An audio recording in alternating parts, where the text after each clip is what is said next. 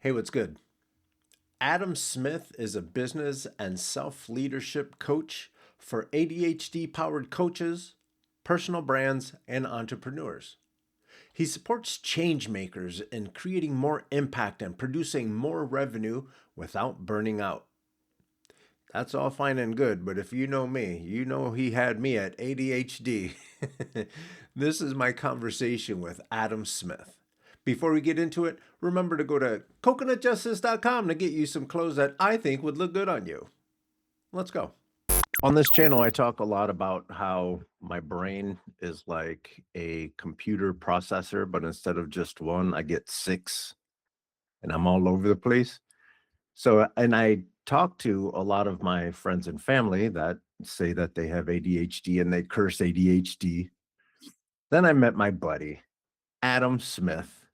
So he's going to help us figure out like what's going on in our heads and how we can leverage this stuff to get things done. Hey, how's it going, Adam? It's going fantastic. How are you? I'm doing good. I'm doing good. Um, a little bit cold, but I know that I have zero base to stand on. Yeah. Because I'm in California and then we're gonna top out at about 58 degrees today. Yeah. And I understand that you're a little more a little more Yeah. chilly than that. Yeah. We're like maybe in the double digits today in Cleveland, Ohio. Last night was extremely cold. So I think we're Yeah. at like 12 degrees or something like that.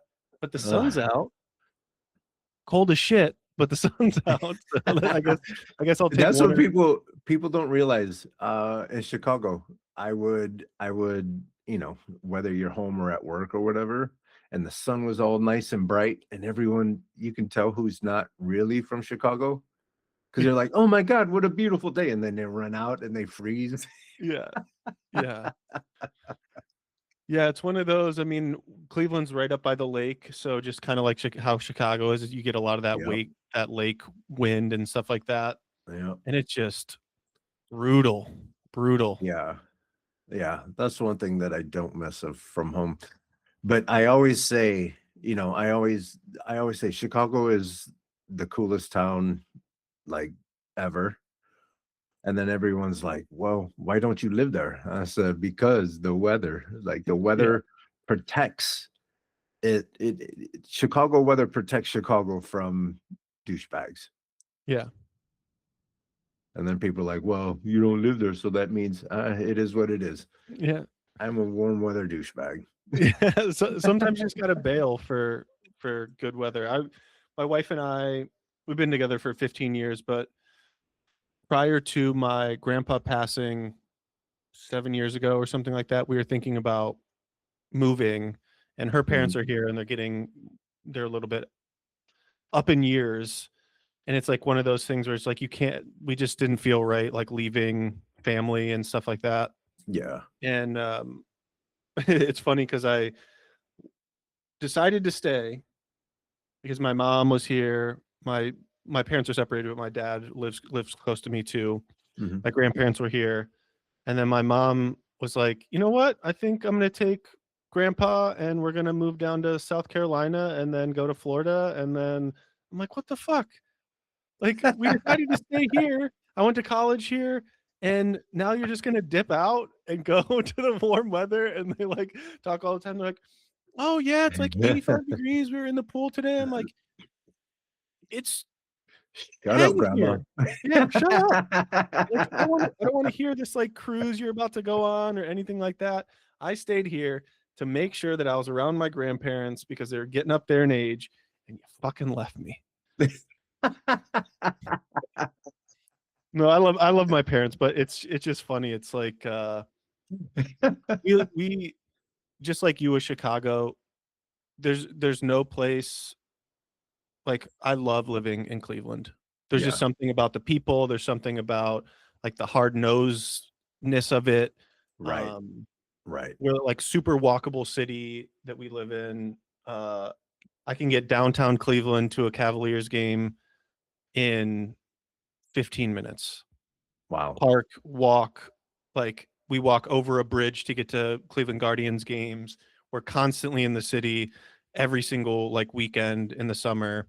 And the summers here are actually like really, really pleasant. We just have to like endure about I don't know, 3 months of freezing our bones every time we go outside. How hot does it get during the summertime? Like in the high 80s, low 90s. Yeah. So like July is like fuck, it's hot. Yeah. It's hot. Yeah. But yeah, Yeah. it's I mean, Chicago's like that too, man. Like it'll be 95 in the daytime, summertime, but then like at nighttime it'll still be like 87. yeah, You get no breaks. yeah, And people don't realize that. Like, yeah, Chicago's cold as hell, but it's hot as all hell yeah. in the Well, summertime. that's the thing. It flips, right? So you get the cold and it stays cold, and then you get the Mhm. hot and it stays hot.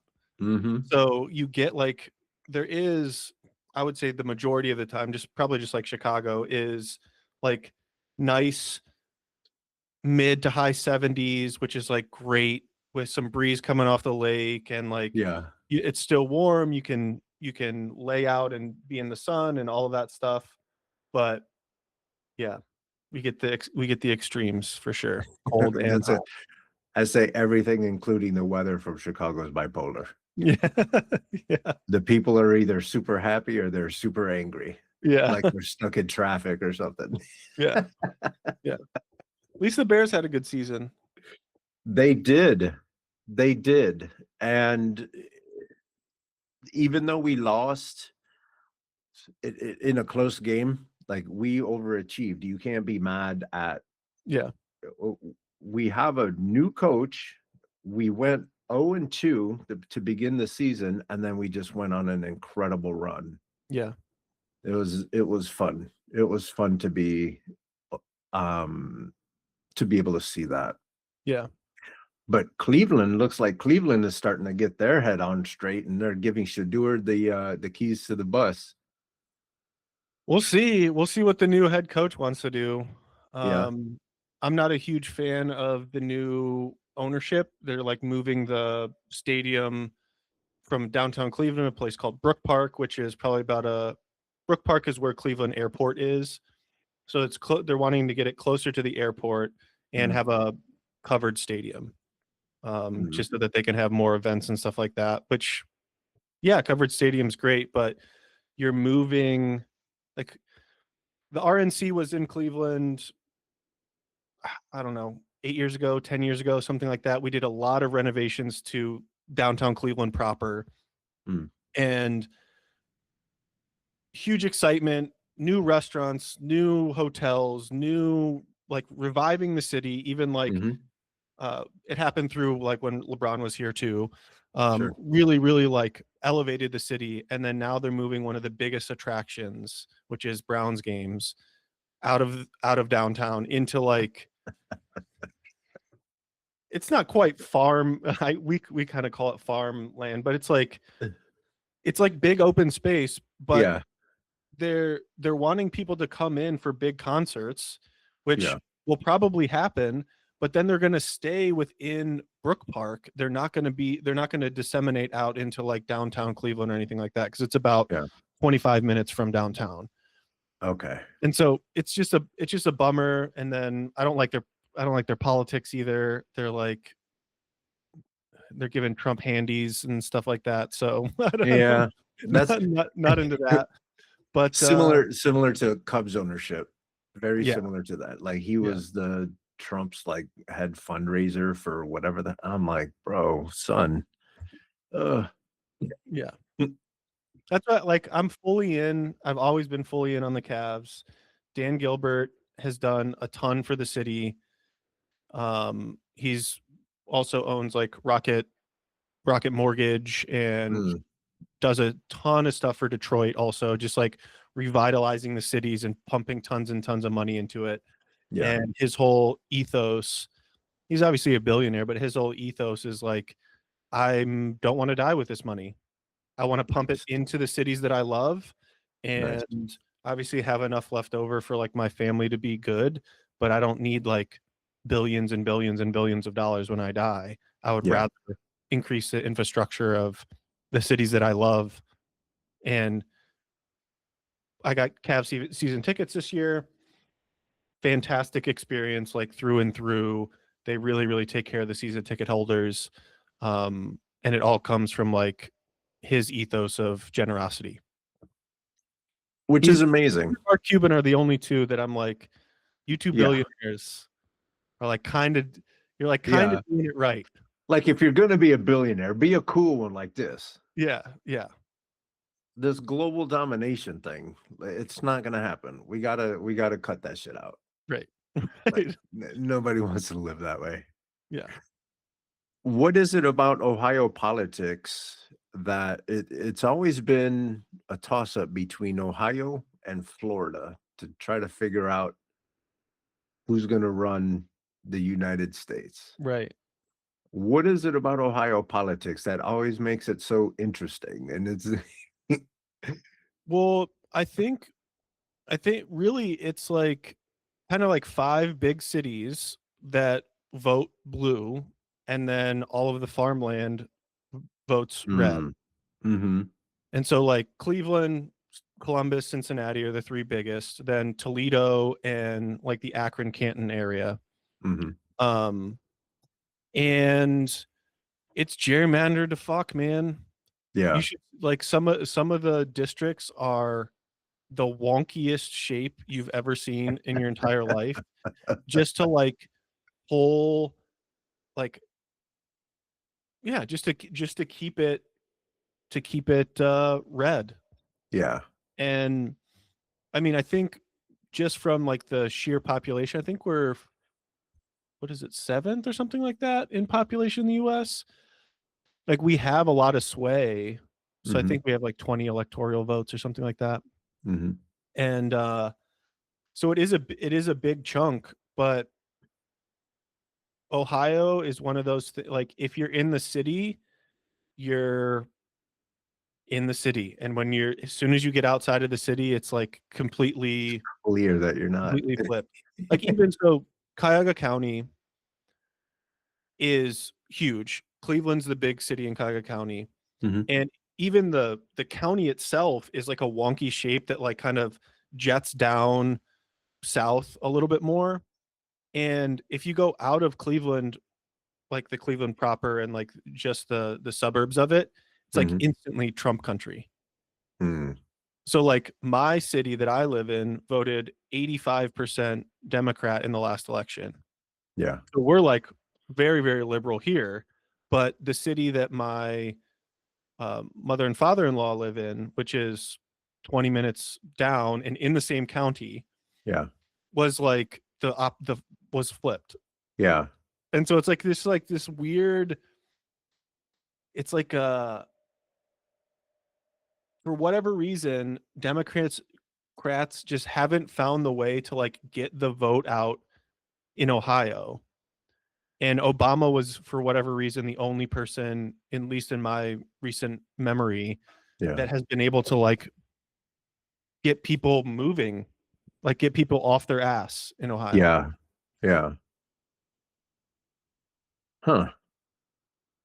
And it's disturbing to me to see or to hear some not necessarily leaders, but s- certain community members that say, I don't vote because it doesn't matter, Right. you know? And then when you had Obama running, there was a clear difference, Yeah. and that clear difference might have activated some folks to go out and vote or even just to see some like a different shade running the country. I think could have mobilized. I don't know. I haven't broken that stuff down or even tried to understand it. I just know when I was around and listening to people talking about that time, A lot of it was, yeah, we need to do something different, and if it's something as different as just having a black dude run the bus, we just need that. Yeah. Yeah, I think obviously there was a that was a time in history that like change like needed to happen, and I think it's like we're kind of in it again where it's like we've over Mhm. whatever side you're on, like we've kind of like over corrected it, and Mhm. it's like now we're just like ping ponging back and forth between like super left, super right, super left, super right. Even though I don't think Obama was super left by any means, they made By him out any to be means. very, very super left. Yeah. Um, but yeah, it's like an interesting. I would have to dive back into the data. I'm not like a huge data guy or Yeah. like a overly political data person anyway. Yeah. Um, Neither am I. but I just think it like the energy, and that Obama's first term was the first time I was able to vote. Oh, cool. So I think there was a lot of, and so I'm 30, I'll be 39 this year. So there's a lot of like millennials and the mid to end millennials like kind of getting riled up and like kind of sick of the government. We were through a couple wars, we were Mhm. through 9/11, like all of that kind of stuff happened, and then it was like we wanted change. I Yeah. think I think we got it. I don't know, like in hindsight, looking back, like some of the policies, I'm like, what the fuck were you doing, Holmes?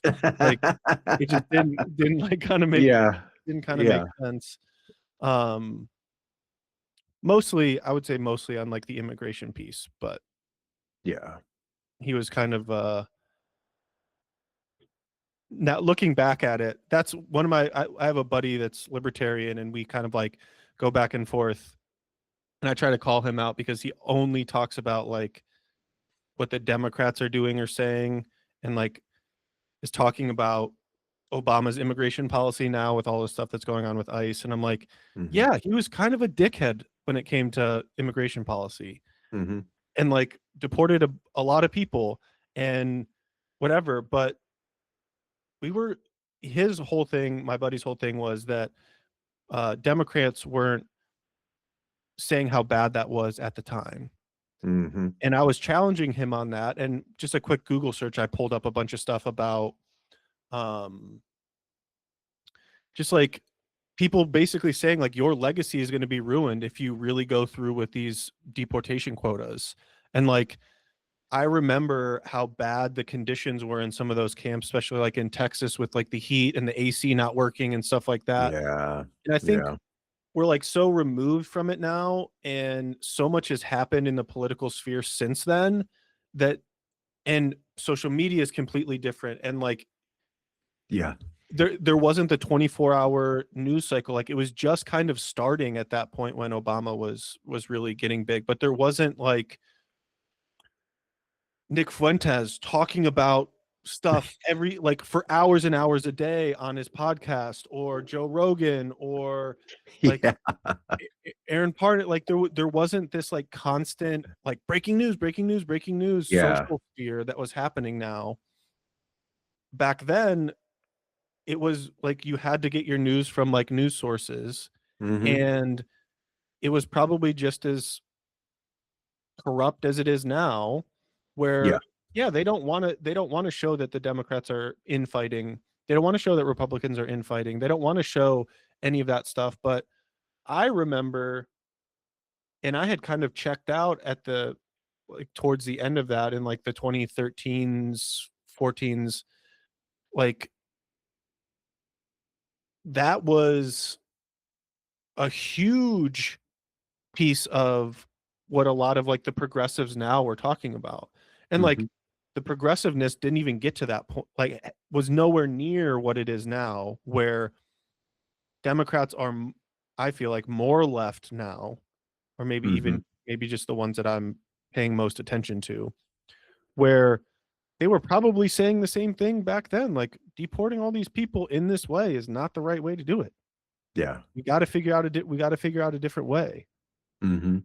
And so it's funny how hindsight's 2020. I think Obama was one of at least it gave me a lot of pride that he was like the first president that I was able to vote for and really get Yeah. behind. And I went to one of his rallies here in Cleveland, and I wish I still had the picture, but I have a picture. He's on stage looking down, shaking my hand, and I had my camera in one hand and shaking Oh, his hand cool. in the other hand. And he's Yeah. got that big smile. It's like one of the my favorite pictures I've ever taken. Um, and like all in all, I really like what he did. But Hmm. looking back, there's like some stuff where I'm like, come on, dude, what are you Yeah. doing? Yeah. Yeah. I'll go as far as to say I understand why. Well, this is where it gets complex, and this is where the ADHD thing, because I'm always able to, if there's a line that I'm trying to follow, I can like split it off and like investigate a bunch of different things and then come back to the main Mhm. line, right? And then I talk too much and then I lose my point. But um, I don't mind limiting immigration to the point where we can optimize our process.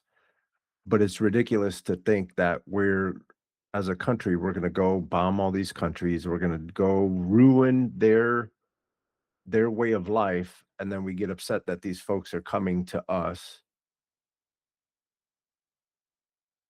I don't mind grabbing folks and taking them back to where they come from or whatever if they did it illegally, but if they're this is what makes me, um m both sides of my family are not from here, so when Yeah, they got here, they were able to obviously stay here. So for right. me, that's where the conundrum shows up is there's political unrest all over the place. That's the United States' fault. These people are coming to us because we've ruined the way that they live, and then when they get here, technically, you're supposed to be able to participate, technically. Yeah, I understand that we have an inundation of people and we're spending money on what people call illegal aliens and again, we're struggling to buy books for kids and right? So if our resources are being mismanaged and one of the reasons is because we're renting out these hotels to put illegal aliens, like that needs to be fixed too. yeah, I don't necessarily the wall, like, Trump's wall, well, it's bigger than that, it's been up there, but I understand why people want to build that wall. It's kind of like saying, "Alright, we need a breather." yeah, Both sides have wanted the wall, both sides have wanted to address immigration, both sides. The frustrating thing for me is if both of you want it, why is it so hard? Or yeah. I think probably because the other one wants the other one to pay for they it. want the credit, yeah. Yeah, There's a or lot yeah, of or credit to be had. yeah, Yeah, yeah. I feel like maybe I'm a little bit more. I don't care if you're here illegally. To me, that doesn't matter. If you're a piece of shit, I don't want you here. right. Right? Like if you're, Whether or not you're from here. yeah, yeah. Well, that yes, but like if you are like, yeah, I don't want murderers and Exactly. all of that stuff in here, but how they're going about the deportations to me is like such a crazy. They're not addressing what the actual issue is, which is for 250 years the US has beat their chest about we're the best place for any human being to Mhm, come. mhm, Come on, come on, come on, look at us. We're the mhm. fucking best. Oh, USA, USA, and like for a large part of the history, like, yeah, it's been a really, really great place to live. I love being an American. I Mm-hmm. hate a lot of the stuff that we're doing in the world right now, Mm-hmm. but we've beat our chest saying we're the best, we're the best, we're the best. Of course, people are going to want to come here. Right. Like, that's if why beat your chest about it if you're not wanting to like bring people here, and you're Right. going to bring, unfortunately, you're not just going to bring the people that have 180 IQ. You're going to Right. bring, you have to like understand that more people are going to come through, and some of them are going to be super hard workers that have never been in trouble. Some of them Mm-hmm. are going to be people that aren't working super hard and have never been in trouble. There's also going to be the flip side where there's going to be a bunch of people that have done some heinous shit. And if the process to becoming a citizen or gaining legal status was set up in a better way, none Yeah. of this would be an issue. Right. And I think, like, back to your point, it's like we aren't using tax money in a way that is actually effective to helping that, right? Right. Like, we just sent whatever billions of dollars over to Israel again. This is not, regardless of where you stand on that, if you're an American, like, we don't need to, we shouldn't be funding other countries. Right. That doesn't Period. make any sense. Period. And I don't even care what they're using the money for.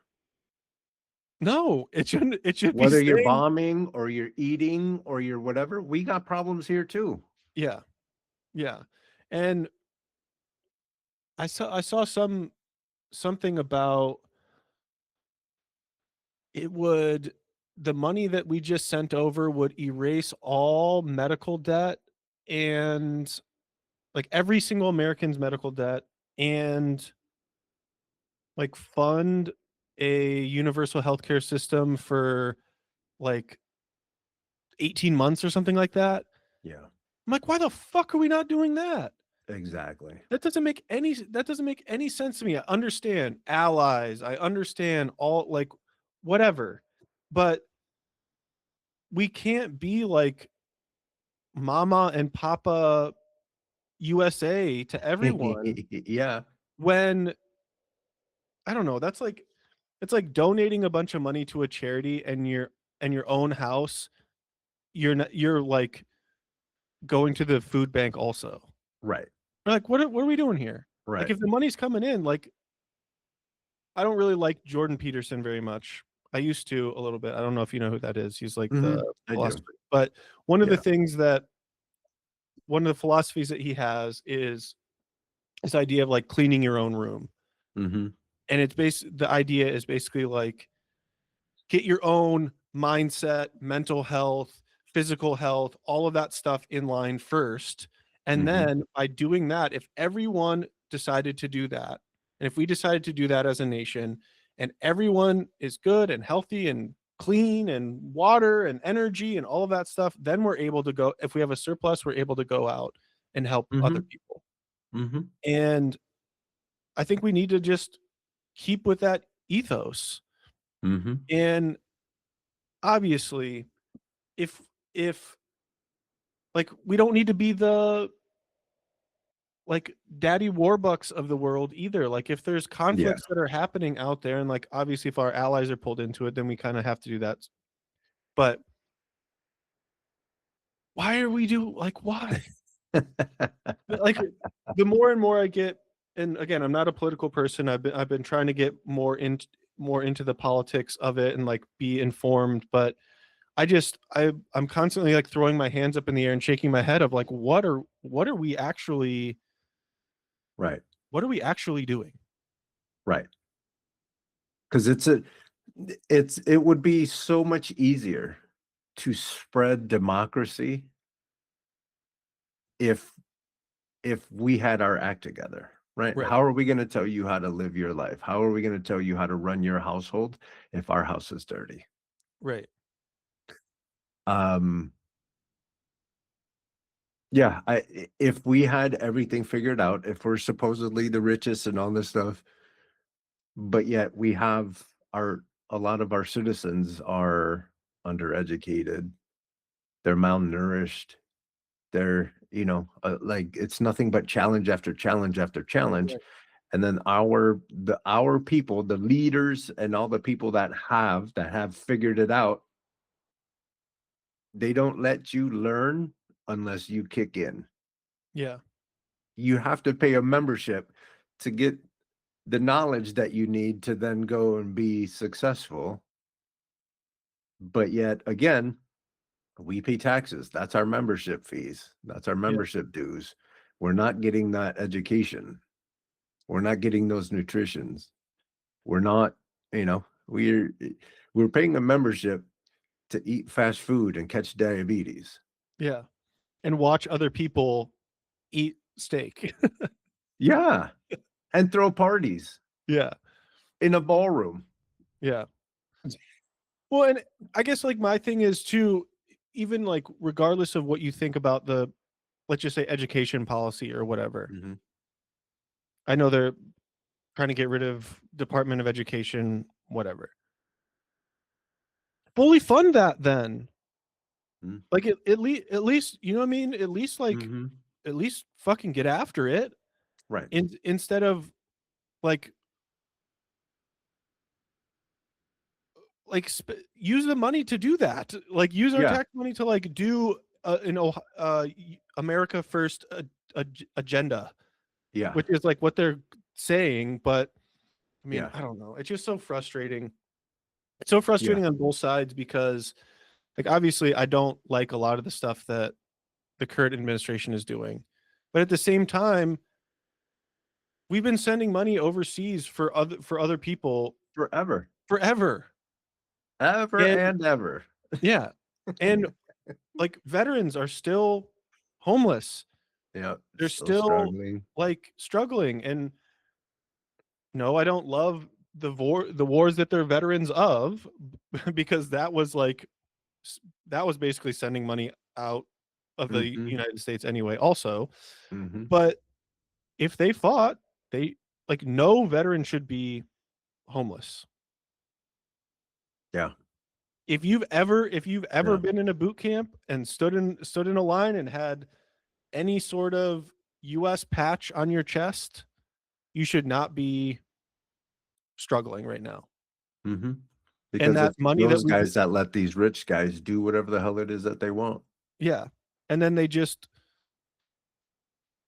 turn their back on them, and I don't know. Yeah. Leave them homeless. Yeah, yeah, leave Quite literally. yeah. Yeah, it's just Yeah. insane to me. But I think one of the things that I've found in in all of this and the turmoil and everything like that is just like trying to control what you can control like in your own life, Mhm. from a how much media you Yeah. consume, how That's a deep big you one. are into the rabbit holes of all of this different stuff, like making sure that you're taking care of your body in whatever way that you possibly can, like whether that's just walks or whatever. Like when I first got into this whole um like world of politics and everything like that with some of these candidates that we've both come to know over the past couple weeks and months, is some of them just aren't paid, like they're not taking care of themselves. And like Yeah. then from a like you take that group of people and then you look out, and there's so many, just everyone in general in the United States, 95% of them aren't actually like really taking care of themselves Yeah. in a way that is controlling what they can control. And they're so Mhm. wrapped up in the social media aspect of it and the outrage and holding on to anger and all of that stuff every single day, which then just deteriorates mental Mhm. and physical health all over the place. Mhm. And that's something that folks need to realize, that if you're consuming all of this negative content, negative energy, that's gonna exhaust you. Yeah. So instead of going to the gym, you just want to go lay on the couch because you're exhausted. Right. I'm not saying don't pay attention to what's happening, but not everything has to be a glorified headline. Not everything is a glorified headline. So Well, stop paying attention to everything. and the social media sites have made it hard because that's how the algorithm is set up, because they want you on the sites more. Mhm, The more you're on social media, the more ads they can send to you, the more money that they make, right? And mhm, then they put that money back into their algorithms to like hook you in even more. And I think you talked about at the beginning of the recording, like ADHD, and like I have ADHD. I work with a lot of people that have ADHD. I think uh it is a very real thing, but mhm, there's also social constructs now and belief systems that are ingrained into us, along with the our nervous systems not being regulated enough, and not being even we're not even supposed to have a fraction of this information going into our brains. And mhm, so when we wake up and get on our phones and we go to sleep on our phones and we check our phones however many times a day, mhm. of course you don't have any willpower or any energy to focus on anything past that. Yeah. And that's going to be the most sensationalized part of Mhm. your day, which is going to be the social media piece. So of course that's going to be what your brain craves more of, especially as Yeah. somebody with when you have ADHD, which is technically like a dopamine deficiency. You're like kind of searching for that dopamine, Mhm. and what's more dopamine filling than outrage? Yeah. So, yeah, of I course. And never then even thought about that. Is that ADHD is a lack of dopamine? yeah, so it's there's a bunch of different like kinds of ADHD, but for the most part, it is your brain, different parts of your brain not getting blood flow, essentially. Mm, And a lot of it is like that the front part of your brain doesn't get what it needs. And so mhm, your brain's um you're like the chemical makeup of your brain is a little bit wonky. That's mhm, why uh the general medical, hey, we're going to put you on a script, is stimulants, because stimulants help with the blood flow and help like amp you up. That's mhm, also why like the hyperactivity in ADHD is technically your brain telling your body, "Hey, amp me up, dude. My yeah. brain's not firing in the way that I want it to fire." And the only way that it knows to do that is to have your body move around more. That's interesting. That's interesting because when I grew up, that was one of the first things, or that's one of the main things I would get in trouble for is, "Will you sit still?" Yeah, And I'm like, "I can't." right. I just What had to move something. I don't know what it is. I just Right. know I Well, have to move I'm it. over here, my hands are low, but I'm fidgeting around, I'm playing with my heater over here, you know what I mean? But Yeah. the like that's what helps ADHD brains. That's why like talking with your hands a lot, you'll see people with ADHD like talk with their hands a lot. Yeah. Their brain is telling their body like I need to move in order to Mhm. stay like focused on this thing. Like I need something else to do. Yeah. Um in order, basically, like in order for this to be stimulating enough for me to stay in this conversation or to stay doing this work or whatever. Sure. um which is why I think a lot of people like walking on those walking pads and treadmills when they work and stuff like that, because it's like increasing blood flow. It Mm. also, all of the good uh exercise chemicals get released in your brain and all that stuff.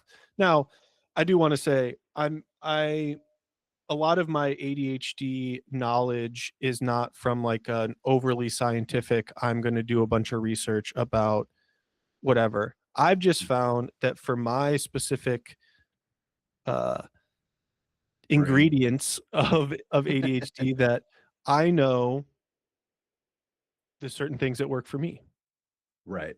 And it's always been like, if I can stay as body first as possible. So if I feeling like I'm not focused, being able to move my body in some way Hmm. is always gonna help. And so I got in trouble all the time too, like leg taps or like fidgeting or moving around or like the compulsion to like talk in class or whatever. It's like, yeah, that's your brain telling you like I need something more from the situation in order for me to pay attention to it. Yeah, I can see that. I can see that. And then, so the medication that they give you is a stimulant? Yeah, it's a stimulant. So like So they Adderall, Vyvanse, Concerta, all of that stuff is a stimulant. it stimulates you, but that stimulation helps you focus. Yeah, Okay. because technically from what I understand in some of like the brain scans and stuff like that, it is a an ADHD brain, the frontal, I don't know if it's the frontal cortex. I just remember Cortex, it being whatever the in the word is. front has like Mhm. less activity. And Okay. so what do you do when you have less activity? You like try to stimulate that part of your brain. Mhm. So Mhm. um I also have to say I've been unmedicated for 14 years. I've been diagnosed for almost 20. Um, Mm. but like that's why they put you on stimulants so that your brain activity increases, which then allows the different chemicals to regulate themselves. Okay.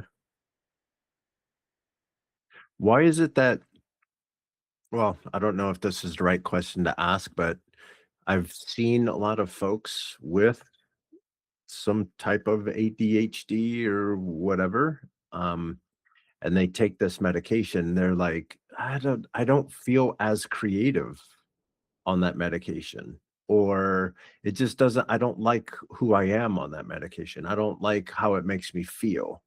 Yeah. Is that something that you've talked to people about?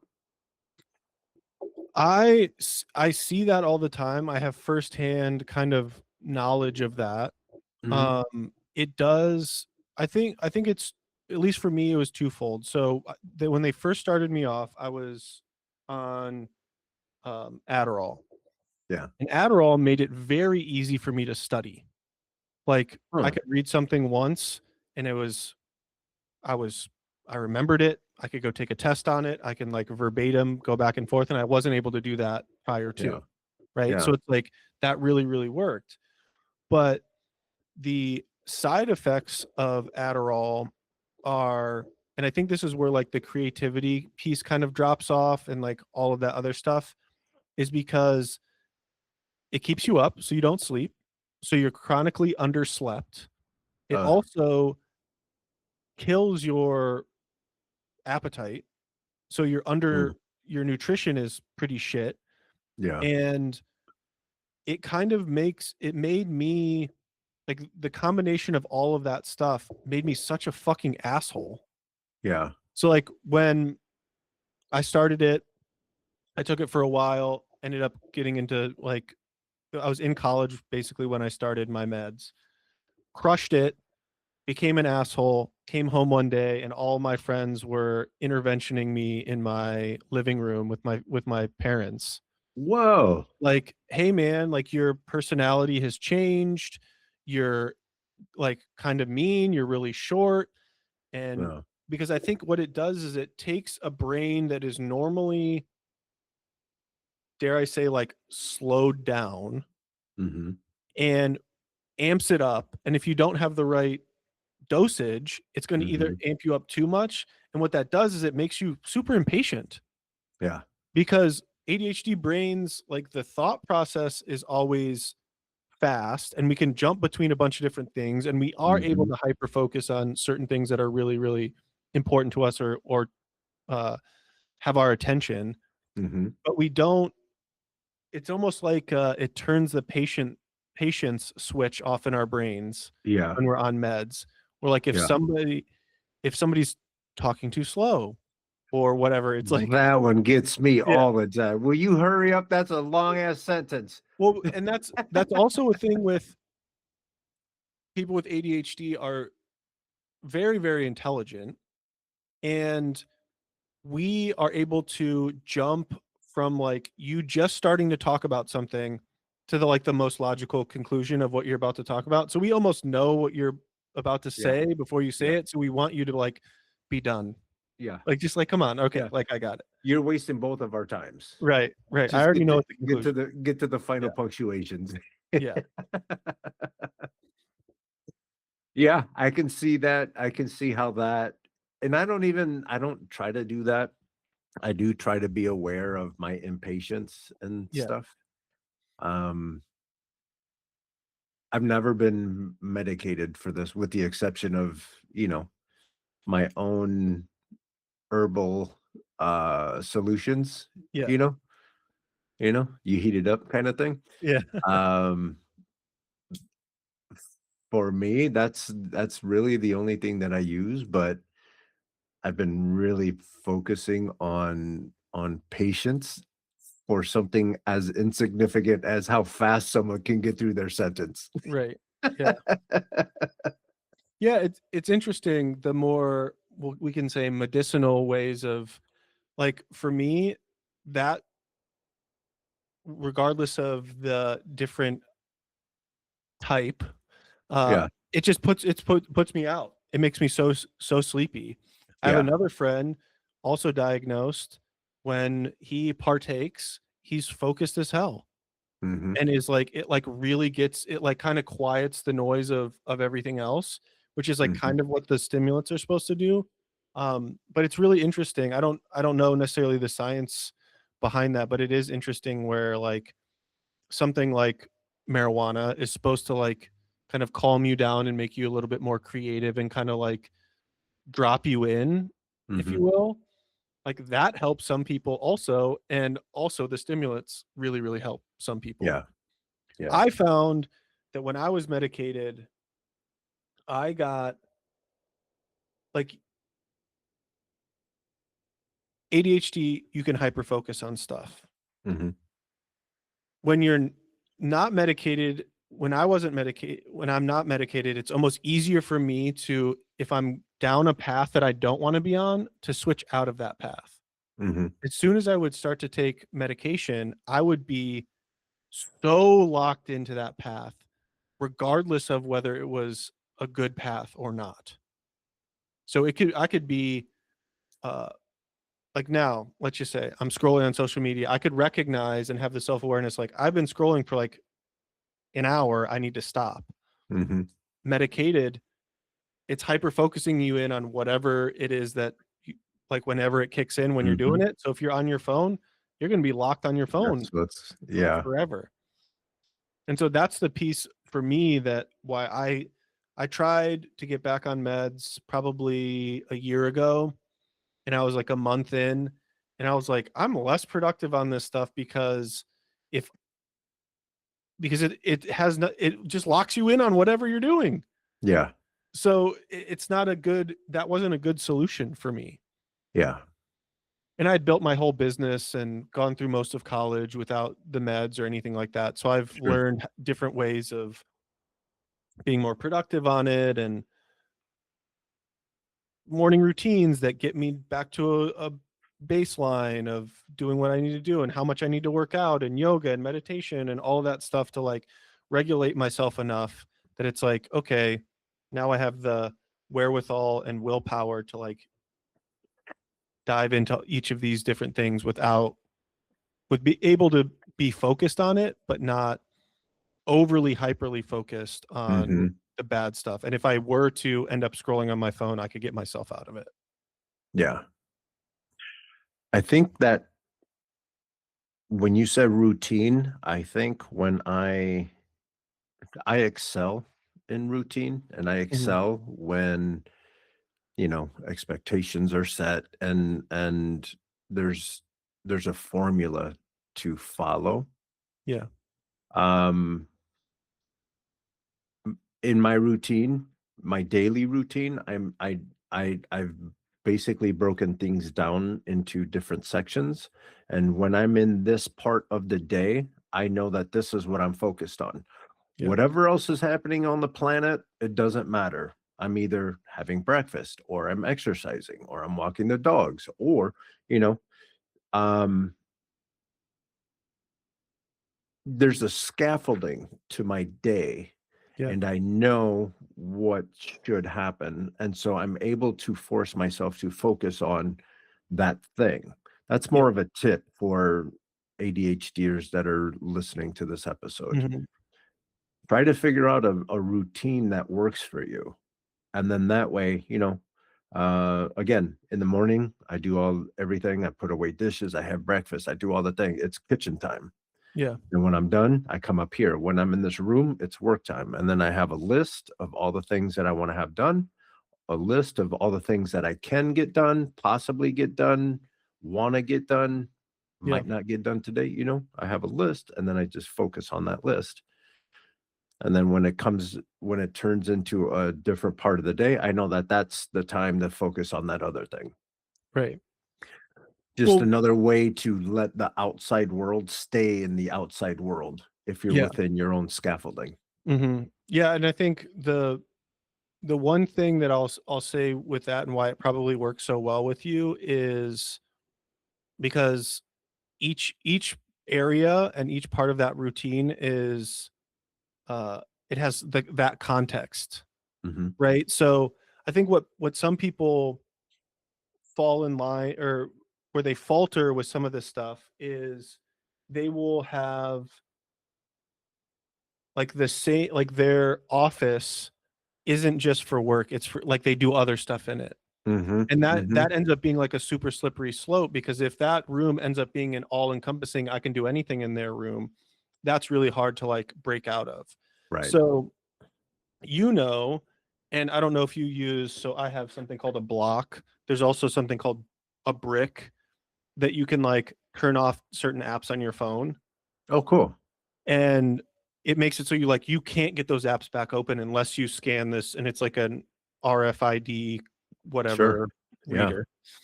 And been starting to recommend that for a lot of the people that I work with, coaches, entrepreneurs, people that have ADHD. And it's like if you have a office set up specifically for you to work, where you don't want to scroll, you don't want to do any of that other stuff, like lock your phone before you come in, Mhm, because as soon as your brain says that that's an area that you can fuck around in, mhm.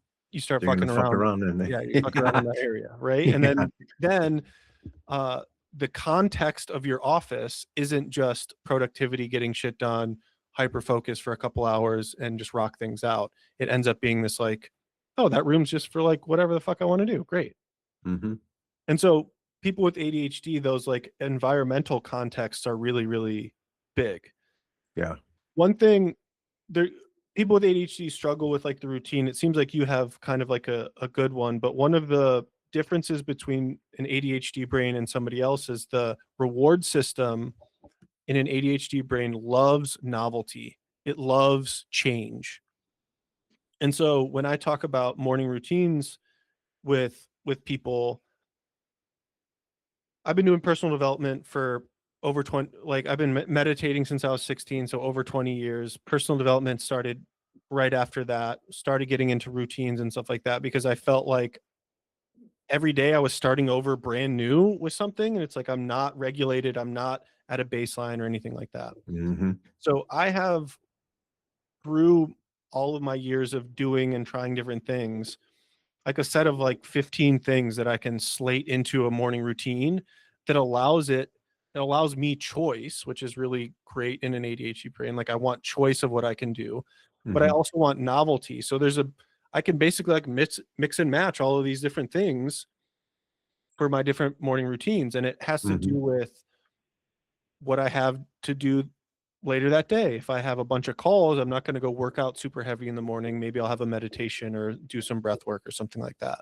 Mm-hmm. So anybody that's struggling with routine from that has ADHD, or even people that don't, and they're kind of struggling with routine and they're like, oh, I just want to get my morning routine going, go through a bunch of different variations of it.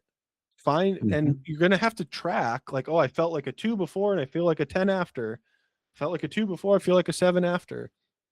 And like write down everything that you could possibly do and like mix and match whatever it is that Mm-hmm. made you feel 7 or higher, and do 3 of those one day, 5 of those the next day, based on Yeah. what you feel like you need. Has a lot to do with self-awareness of like, oh, I'm looking at my schedule and I have 5 hours worth of calls today. I should probably not do anything that's like super taxing in the morning that I'm going to be wiped Right. out for those calls. Right. Yeah. And those little rewards that you're talking about when it comes to work, think of the novelty of getting something done that you like to do. Yeah. So I'll generally start with the stuff that's like, ugh, let's just get through this. Hmm. And then I reward myself by doing something that I like to do, Right. you know, just to keep the wheels rolling. Yeah. I think there's something to be said about doing it each way. I've found that I have to get momentum first, Mhm. at least, and this is why I think it's so there's such a spectrum of ADHD that this is like the issue where if somebody's talking, like anybody that talks in absolutes is you probably shouldn't listen to them. Yeah. I can only talk from my experience. Literally everyone is different. Yeah. And like, so that for you, that totally works. Like you like eat the grossest frog first, where Mhm. I need to get a little candy or a little bit of sweets in there first. Mm. And then once I get those sweets, then I'm like, oh, I'm feeling good enough to tackle this stupid shit that I got to do. Oh, that dumb shit. Oh, now I'm going to reward myself. So I almost have to go like back and forth with Yeah. like something that's fun and something that's not fun. Yeah. And I'm like that's that just too. I'll how, switch it up too. I'll yeah. switch it up too Well, sometimes. but that's just how I works. And I think I Mhm. work. And I think I just said about talking about absolutes, but I really do think that anyone blanket statement of every single person in the entire world should have some sort of meditation practice, Mhm. because the self-awareness that you will gain from having a mindfulness practice, meditation practice, whatever you want to call it, that you start to tap into more knowledge about yourself, more self-awareness about yourself of what it actually feels like to be productive, to be happy, to be Mhm. sad, to have whatever different emotions, to um, feeling like what it does mean to absolutely crush it, Yeah. and what it means to like have a not crush it day. Yeah. And And so, being comfortable saying that not every day has to be crushed. right, right. And so for Giving me, like yourself that that, much grace. yeah. Well, and I think there's so much knowledge out there about, let's just say, productivity. And if you don't have the self-awareness within yourself to know, oh, that productivity tip, I tried it and it just didn't work for me. Mhm. I'm not going to like shit on myself because it didn't work for me. I just know that I need to like take a look at that and maybe it needs a tweak or two Mhm. for it to actually work for me. Yeah, and don't give up on yourself. Right. There's a lot of folks I'm assuming a lot of ADHDers might be like this, where, again, going back to the point where we're waiting for people to get through their sentences, Yeah. we tried something and it didn't work and we think we're busted. Yeah. And you're not broken. No. You just have to figure out, you just have to figure out what works. Well, and I think the from my perspective, one of the things that hurts the most, especially, and I'm just coming at this from an entrepreneurial perspective, is most of the advice out there is from these big entrepreneurial accounts that are successful, that don't have ADHD, that try to tell you that grinding it out is the way to go. And sometimes you have to look at yourself in the mirror and say, I'm not fucking doing enough to get my business to where I need it to go. And I need to do Mhm. more. And Mhm. like that more doesn't necessarily mean like always like working more. It could be like more meditation or more whatever. Mhm. But we see people out there, they're like, oh yeah, I wake up at 5 and I grind and grind and grind. And then I work 12 hours and blah, blah. Like ADHD doesn't work for an ADHD brain. Yeah. And so we see what the idealistic, like, this is how you should be as an entrepreneur out there. And we try that and it feels like shit. Yeah. And then we're like, wow, if that's what it means to be a successful entrepreneur, that feels like shit. I don't want to do that. So we Yeah. resist against it, or we say, fuck it, I can't do that because that's crazy. Yeah. But oftentimes it's one small little tweak that could change it all. And for instance, one of the most highly sought, like, if you want to set up your day like this is the most productive thing. They've done a lot of tests and all of that stuff on it, is time blocking your day, Mhm. right? So I have mine color coded out based on like different activities and all of that. A lot of people with ADHD don't find that to be novel because it's all set in stone, and while we're visual people, it's Mm. set in stone, so that doesn't really work for us. And then we almost get like anxiety about sticking to the time blocking. Yep. So the two tweaks that I always talk about are: give yourself a little bit of space between it. Let the people know that are on the calls, hey, I'd like to end 5 minutes early, or 5 minute, like start 5 minutes late. Give yourself Mhm. like, get say what you need. And two, so that you don't get burnt out, put how much effort you think you're going to need into that task. Yeah. And that's going to be very personalized to you. So it's a 2-hour meeting. Effort wise, a fucking zero because it's fun, Yeah. right? But if I have an hour worth of where I'm not talking, I'm not using energy, I'm not doing any of that stuff, but I'm sending out invoices, that's like a 5 on the effort scale. And Yeah. so I don't know if you've ever played video games or D&D or anything like that, but for my gamer people out there, I always equate it to like mana. So you start out the Mm. day with a certain amount of mana, and you have to figure out what that is yourself. So go meditate, figure out, like, get build the self-awareness to figure that out. But then you have a certain amount of points every day that if you expend those points, you're going to be no fucking good to anybody. Right. So say I have 20 points, I need to make sure that my schedule only allows me to use those 20 points or less, so that I know I can end the day and I can feel really good about the amount of capacity that I have left over after, and also the amount of things that I got done. Mhm. And so time blocking for somebody without ADHD is great. Time blocking for somebody with ADHD is going to feel like hell unless you make a little bit of a tweak to it Yeah.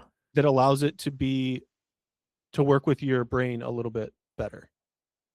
And I think I made a piece of content a couple weeks ago about like, do something about your ADHD. Like, learn more about it. Learn more about yourself. Stop just blindly leaning into the beliefs that like people with Yeah. ADHD aren't focused or whatever. I think you may have commented on that one also. And to me, that's the biggest change that I've made in myself over the past couple years, is like, I try not to joke about the funny, quirky things about ADHD, because that gets into your subconscious and just Mhm. allows that programming to just continue to run. Mhm. I'm not going to accept that just because I have ADHD that I'm going to be unfocused or less successful than somebody else. I just know that I have to update the tools that have been proven to work for other people in a little bit of a different way that allows it to work with me. Yeah. Because I'm not accepting, like, oh, you have ADHD, you're unfocused, and you're gonna like just going to be this wonky guy all the time. Like, no, I'm going Yeah. to be successful. I am successful. And the Yeah. only way to do that is to actually believe that that can happen and believe that your ADHD is a superpower that allows you to do all of these wonderful things, that allows you to think in a different way than other people. Yeah. That's the only way. You Yeah. can't just sit there and be like down on yourself about it. Yeah. And hating this thing about you is not the solution. It's just Mm-mm. not. Like, No. if you learn to leverage, again, spending time with yourself, meditating, and actually putting yourself in different situations to see how you're going to react, all of that is valid information that you can leverage to optimize all of this stuff that Adam is talking about. Yeah. You know, it literally is a superpower. I dare anyone that knows me, that has known me for longer than a few months, all of those people will be like, this dude's a workaholic and he just does nothing but produce and all this stuff. I've learned and I've put myself in different situations, whether it be in corporate America or out in public, just to see how I would react to different things. And once you get to know yourself, you're gonna know. You're gonna know. Maybe the afternoons isn't the best time for me to edit a video. Maybe I should do that in the morning. Right.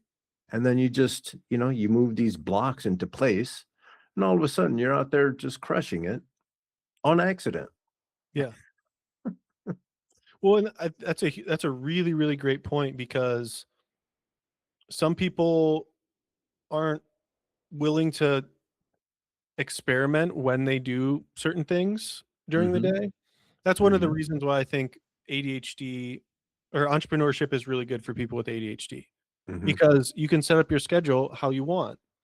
Now, I have a wife that works 9 to 5. Well, she normally gets home at 4, and so like my evenings aren't as open as they normally are, which obviously I'm super happy to hang out with my wife. For most of our It makes the relationship, relationship so much better. yeah, when you like the person you're with, yeah. Yeah, yeah. Um, and for most of our relationship, we worked opposite schedules. So I was on a 9 to 5 and she was like serving or something like that at Sure. night. So we obviously cherish the evenings now. But I get really creative in the evening. Mhm, Like I like when I've kind of like burned some of my energy out and like my mind calms down a little bit, like I can get a fuck ton of stuff done in the evening. mhm, mhm, And so like just knowing that about myself, I don't necessarily have to do that in the evening, but if I burn off energy in the morning, I know that my afternoons are going to be like that. And so like, oh shit, should I try that? Should I try working out in the morning? Should I try meditating? Should I try jumping around? Should I go for a run? What does a lifting workout versus a running workout do for me? mhm, And it's you have to do that experimentation. What does it feel like? Oh great. I have a certain way that I like default to, but how do I tweak my day so that I can actually like get stuff done? mhm, Because for me, like I know I need a little bit of time to kind of ramp up and I need to get mhm, like some motivation in the morning. mhm, And then once I do that, I'm at baseline and I'm off to the races. mhm. Yeah, get a running start at the day. Yeah. Yeah, breaking your day down, uh, and then giving yourself enough grace to know, all right, this time I'm gonna do business stuff or I'm gonna do creative stuff, and then being able to flip things because sometimes I wake up and I don't wanna do anything but draw, Yeah. and I give it to myself. Mhm. Sometimes I can't draw to save my life, so I leverage that and I start editing because editing is pretty repetitious. You just cut here, Yeah. move it over, and, you know? Leveraging the information that you've learned about yourself is hu and that's basically for everyone, but specifically for my Yeah. ADHD folks. It's going to make you feel less lost. It's going to help you feel like you know, I've been leveraging technology like reminders and calendar and my iPad is my favorite piece of technology ever because I can draw, write, do, write a script, do whatever, watch, do research, all the things. Yeah. Um, but for my brain, it needs to happen at a certain time or maybe even in a certain way. But I know exactly, depending on when you talk to me, that time of day, I know what I'm going to be working on. Yeah. And I've changed my reward system. Instead of a paycheck, this is the entrepreneur. Instead of the paycheck, instead of whatever it is that's coming from the outside world, I have learned that I love to deliver on projects, whether it's a little post that someone's going to put on Instagram, or if it's like delivery of a huge project. For me, it's all the same feeling. I feel accomplished and I feel great about finishing things. Mm-hmm. Then I just lean into it and I'm like, yeah, I did all of that and nobody told me that I had to do it. I did it because I wanted to. So now I feel independent Yeah. and I just keep it's probably part of this part of the meditation part is for me is letting myself know that it doesn't matter what's happening chemically in my brain. I know for a fact I can track the things that motivate me, and that's delivery. So I can Yeah. track that, and then I give myself high fives all the time. Yeah.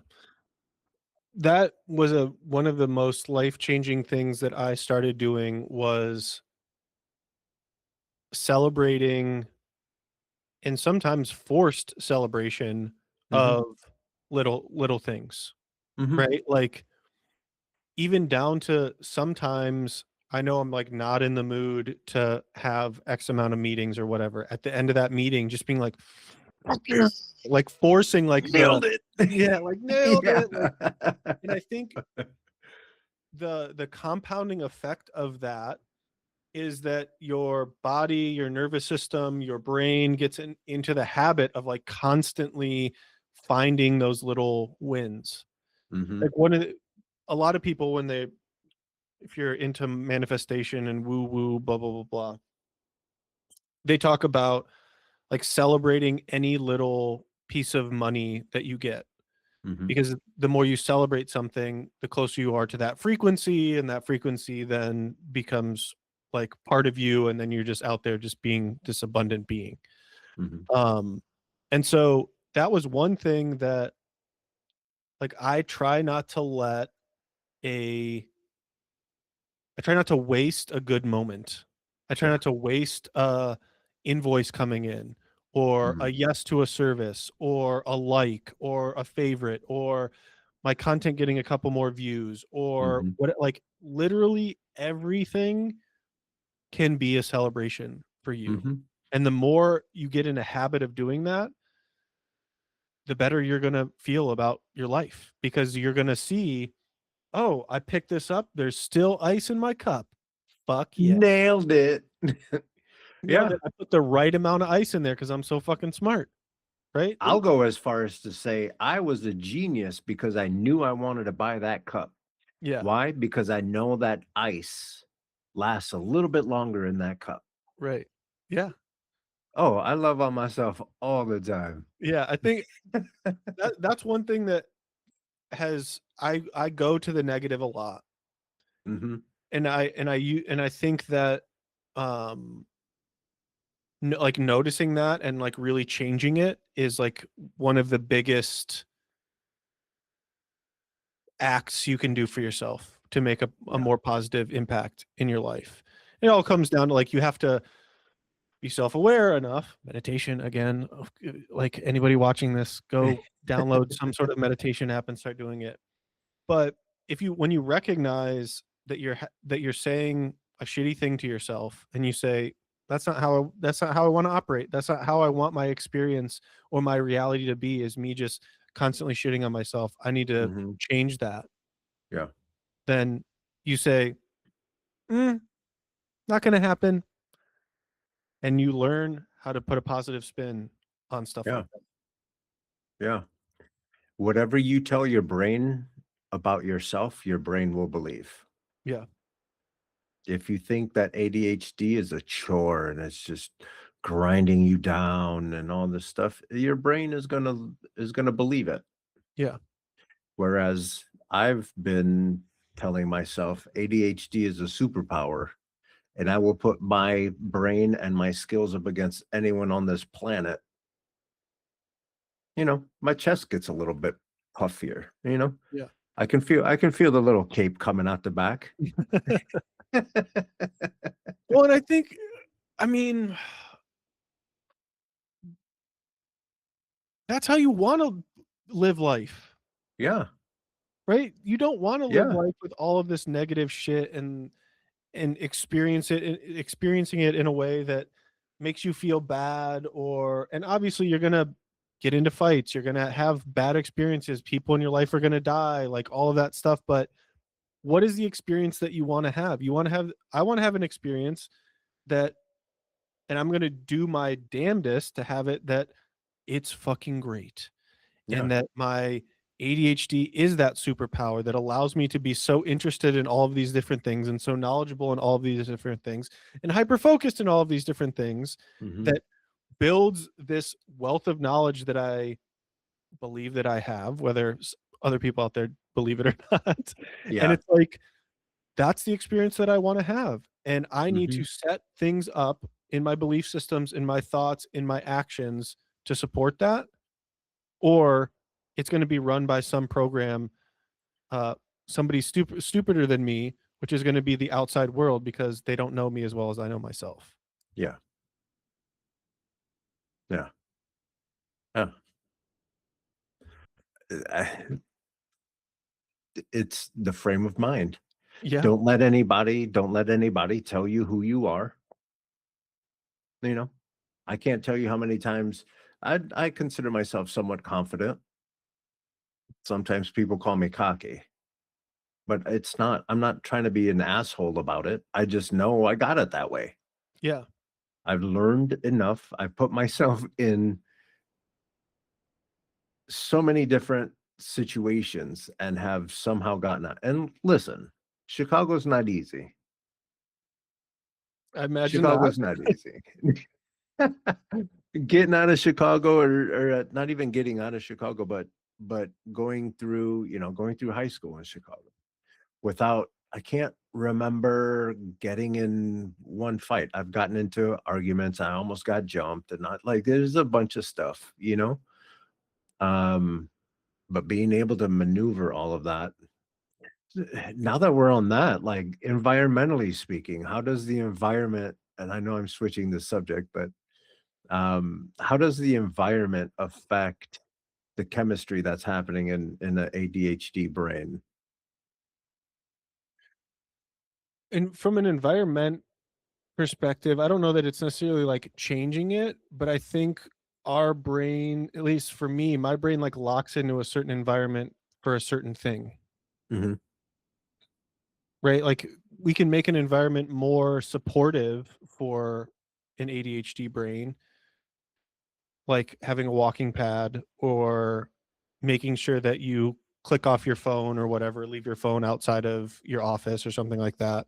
mhm, But from I don't know that that necessarily changes the chemistry, it changes the context of what you can do within that space, mhm. which is the biggest piece.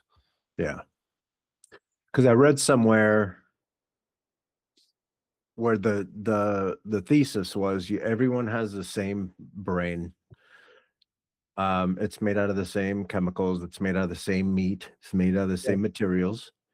But then depending on your experience as a human, the way that you maneuver life or the whatever life is serving to you at the moment, there's a certain chemical reaction that continues to change your brain. Um, so you could have you could have twins, but you put one in say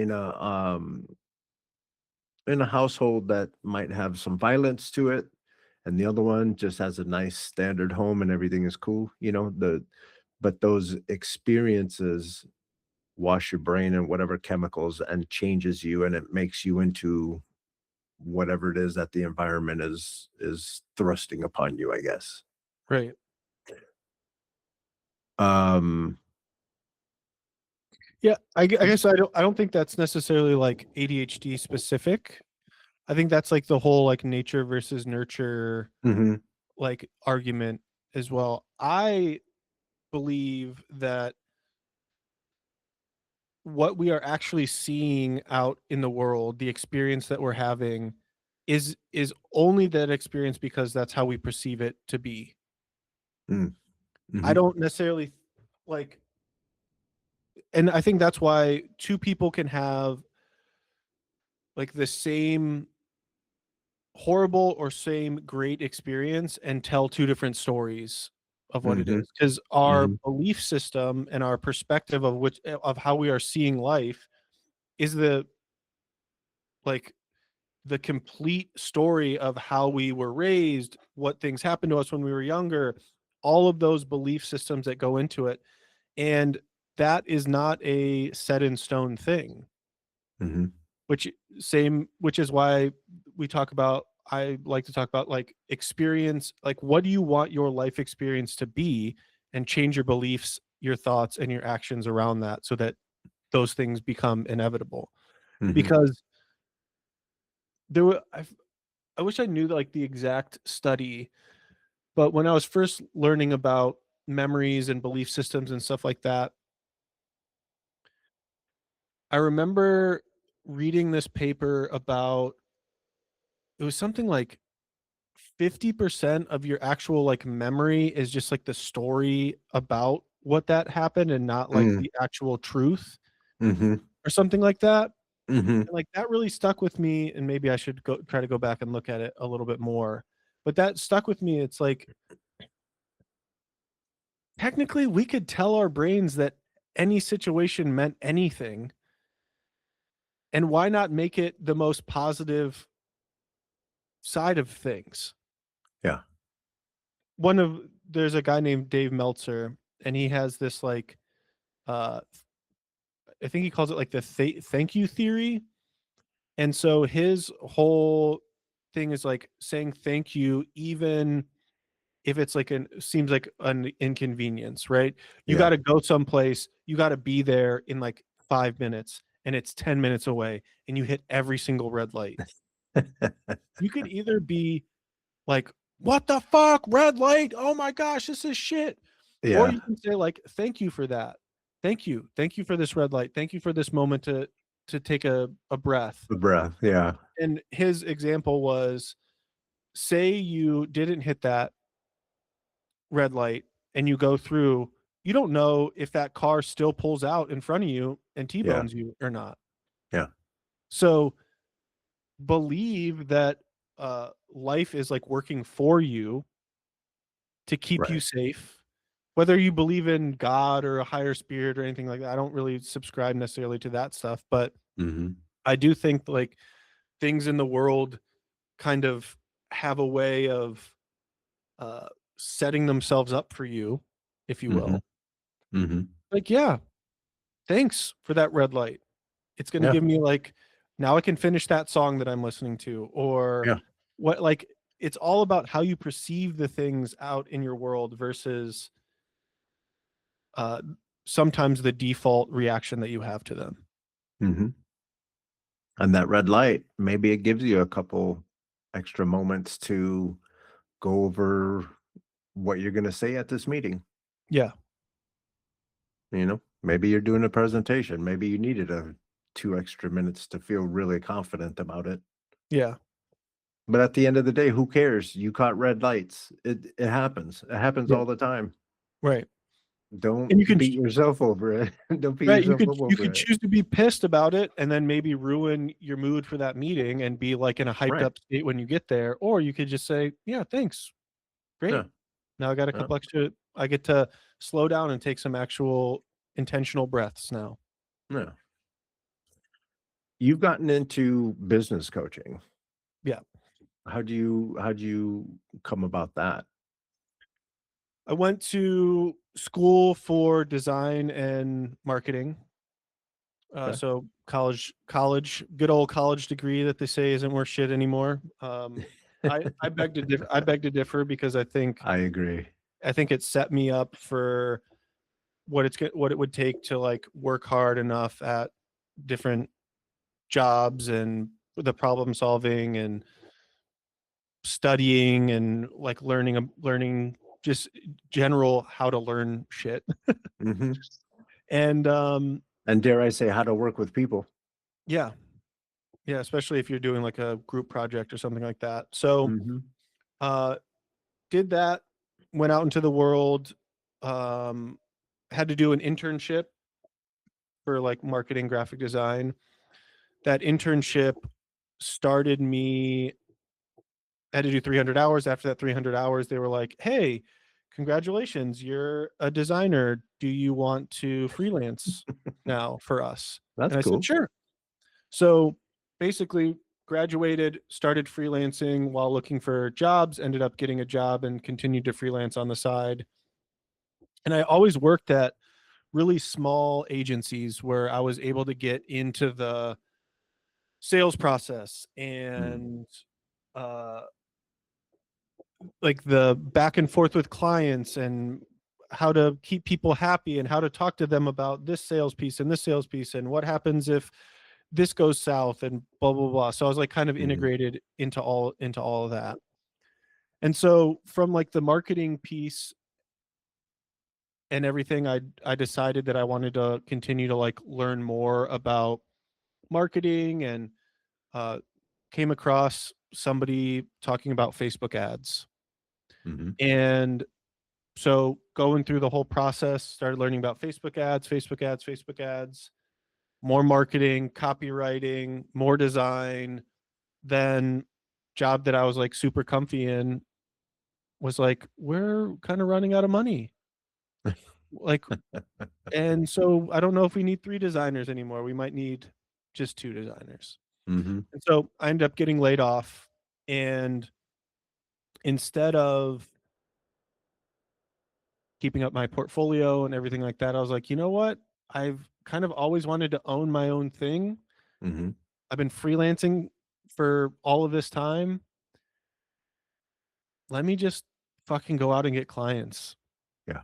And so I started ins- instead of putting all my time into putting out resumes, I decided, hey, I'm just going to start messaging and emailing local businesses, friends that have businesses, stuff like that. Ended up with a couple different um, clients and built my Facebook ads agency to a pretty good clip. Nice. Um, I was within like the first 3 months, I had like 5 or 6 different clients. I was at like 15 to 18K a month, just Nice. cranking out like 15-hour, 16-hour days, 7 days a week. And then just got drop kicked by burnout and just like wasn't able to like do anything. My brain, this is where like I started really working in like the nervous system regulation and like anti-burnout stuff. Mhm. Um, but essentially like burned out, still like built that business back up. Um, and then had a mentor say to me like, what would you think about doing this coaching piece? And he's like, a lot of people that I know that have like agencies that have been working in marketing for a long time and freelancing for as long as you have kind of like transition into having coaching as a side hustle and a side gig for themselves, along with like some of the agency style work if they still like doing that. And I was like, yeah. And he's like, you also understand what it means to be a entrepreneur and how to not burn out. And you've been meditating for X amount of years and been into personal development, and a lot of the pieces and parts, like all of that meshes together into somebody that knows a whole lot about the the business side and marketing side and how to get sales side and all of the intricacies of the tech, along with the person behind the business, the entrepreneur themselves. Mhm. And he's like, "You're kind of uniquely positioned as somebody that, like, knows both sides of it. Why not see if you can get some people to bite on a business coaching kind of package?" Nice. And within the first month of that, I had, like, 2 clients sign on for super cheap, even though I had been selling out 5K, 8K contracts for, like, marketing services. Yeah. Um, I think my first coaching client I signed, it was a 3-month package. She paid over 6 months, and it was like $300 a month for 6 months or something like that, just to, like, get my, you know what I mean? Like, because it was, like, a Yeah. totally new offer. Yeah. And I did, like, the first couple sessions and just fell in love with the the process, and then started digging into, like, okay, what does it mean to be like a coach? What does Hmm. it mean to be like a better entrepreneur? How do I, like, my business coaching isn't like, I'm gonna get you, like, here's the LLC that you need, and here's, like, how to do your taxes, and, like, what expenses you should take out and stuff like that. It's more of, how do you operate as an entrepreneur Yeah. and have a ton of fun running your business, put out great content, be who you are, really lean into, like, your personal brand side of things, and, like, make enough money and have enough freedom in your life to, like, do the shit you wanna do and have enough money to kind of do all of that stuff out in the Yeah. world. Yeah. And that just, like, kind of opened up my eyes of, like, this grander vision of helping people live out their dreams. Mm. And for some people, their dreams are their business. For other people, dreams are freedom and vacations and all of that kind of stuff.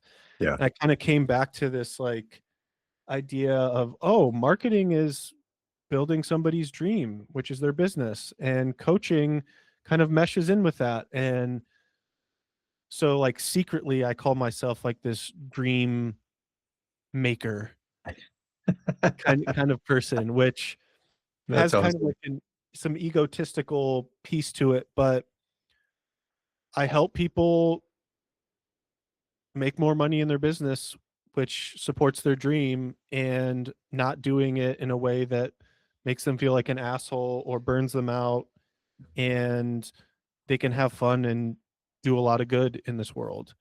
Yeah. And so for me, it's like the impact driven entrepreneurs that are also coaches, that allow my ripple in the water to just continue out, is what really, like, kind of gets me up and gets me going. Hmm. Um, and I've been freelancing my whole career. Yeah. So it's been 14 years of kind of, like, getting my own clients and managing all those invoices and that kind of stuff. So Yeah. Which is funny because going back to the beginning of this conversation, we're talking ADHD and all that stuff. Uh, that have you spent much time in corporate America at all? At all? I was 7 years in, like, what I would say, like, is more traditional 9 to 5s, going Yeah. into an office. This was before, Yeah. um I mean, my first job, had to wear a tie, even though I was a Mhm. designer and, like, marketer, had to wear a tie. I had the BlackBerry, "Hey, you need to respond to an email or answer a call within 15 minutes, Yeah. 24/7." Yeah. There was times I was at the office over 24 hours, Mhm. changing ties and shirts while I was there. I had the outfit in my desk. So, That's about crazy. 7 years of about half. I'm actually been an entrepreneur longer than I was in 9 to 5 corporate America now, but Yeah. for 9 years of the 14, 15, or 7 years of the 14, 15, I was in, like, other working for Yeah. other people in an office kinda Yeah. deal. Yeah. Every time I've had a corporate job, it's been, "You show up at this time, and this is exactly what you're gonna do. Don't Yeah. do more, don't do less. This is exactly what And again, let's go back to the point where I like doing a lot of things all at the same time. I can't sit still, all these Right. things. So it's almost like that entrepreneurial life is way more, my brain is built to be an entrepreneur. Yeah. I don't necessarily need people to tell me what to do. I just need to know that there's a task that needs to be done and just let me be. I'll be Yeah. right back. Yeah. You know? I So think it's fun to talk to you and you're like, "Yeah, no, that's not for me. I wanted to come and do this thing. I wanna do," and then the added fact that you enjoy helping people. Like, we don't hear that all the time. yeah. Well, I think there's something to be said, like, one of the things that's probably held me back the most is I'm probably too flexible on, like, the pricing piece. Yeah, that's the creative part of us. Yeah, and I think, like, for me, it's almost like I would rather help somebody and, like, update my and, like, reduce my pricing a little bit. I always reduce, like, the deliverable also, so it's like, I'm not Mhm, gonna do 4 calls with somebody if I'm reducing 4 calls a month with somebody if I'm reducing pricing, right? mhm. Um, but I think, like, that part of it has been, like, the hardest part for me, which I want to help people a lot, and this sounds like me, like, being like, "Oh my god, I'm such a nice guy." Like, I still charge a good amount, but I'm not, like, so stick in the mud of, Right. like, this is what the exact pricing is. But I will say that's probably gotten me into a cycle several times where, and you might have been in that place too, where it's like you're not charging enough to give yourself, like, full freedom, and also but you all your bills are paid plus some, but you're Mhm, always kind of on the edge of, if one client drops, mhm, kinda fucked, and I mhm. have to, like, but I'm not making enough money to, like, hire somebody. So, luckily, I've gotten out of that cycle, but there was a long, long, long, long Congratulations. time, especially through COVID, where I'm like, "I fucking need money." Like, Yeah, throw a ham sandwich at me and I'll say yes, yeah, because I just needed to pay my mortgage. I needed to yeah, pay my bills. yeah, Um, so that's probably, you didn't really necessarily ask for a challenge, but that's probably been one of my biggest challenges, has been, 1, just staying in the game.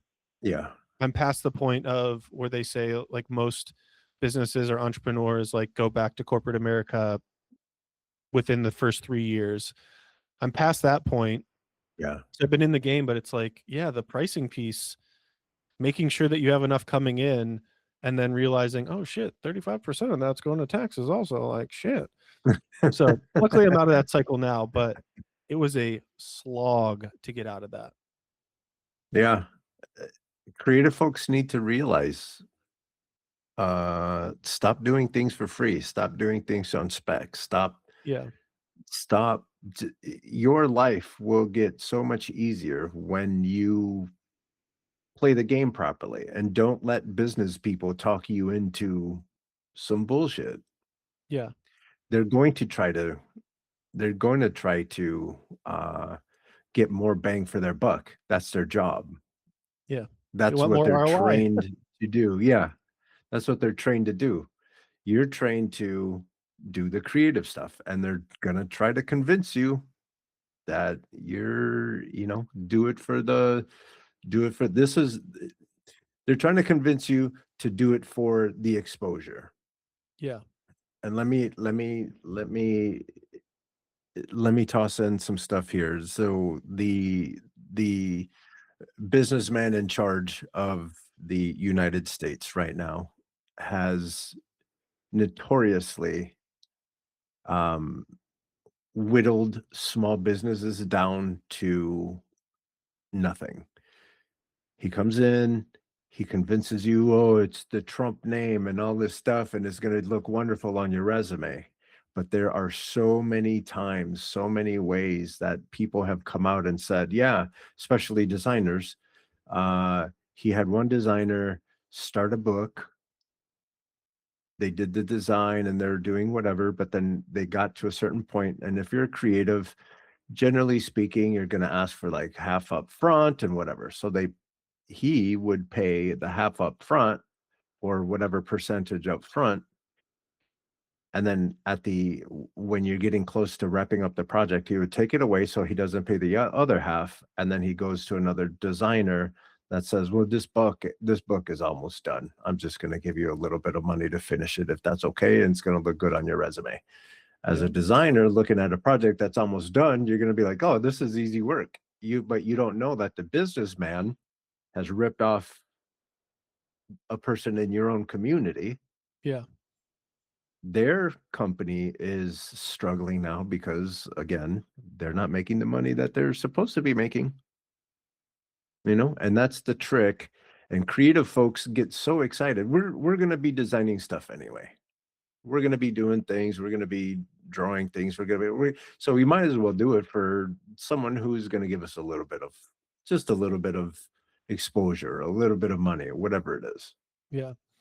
I had Creatives need to knock that shit out. They need to go ahead and tighten it up. And I know a business person, if you hire her for 1 hour and she gives you the information that you need, and then you need, like, the next day, maybe you need 15 minutes, she charges for 15 minutes. yeah. And that's just business. She doesn't care. You might be a nice guy. You might be all that. Yeah. You're gonna pay 15 minutes. I'm I had very good luck with the design school that I went to, and I had one teacher in specific. His name was Tony Samanji. He is he's in Akron U now. I think he's one of the like head professors there. And he one of his things was do not do spec work. They're going to try and get you on this, like, you're a new designer, you need to build your portfolio, it's going to be a good portfolio piece for you, you got to Mhm, do it. Like, there's going to be people that are not going to want to pay your rate, and mhm, they're going to tell you that it's in your best interest to do so, and I'm letting you know right now, it's never in your best interest to do so, because it creates the habit of doing shit for free mhm, that doesn't get you paid, that keeps you stuck where you're at. And that's why he's like, this is why most freelancers don't actually ever get ahead, is because, yes, you need that portfolio work, but mhm. go create some logo for a Yeah, nonprofit or something have like your own that. projects, yeah. Yeah, or your own project. That's the great part of like digital now, is that you can just create shit.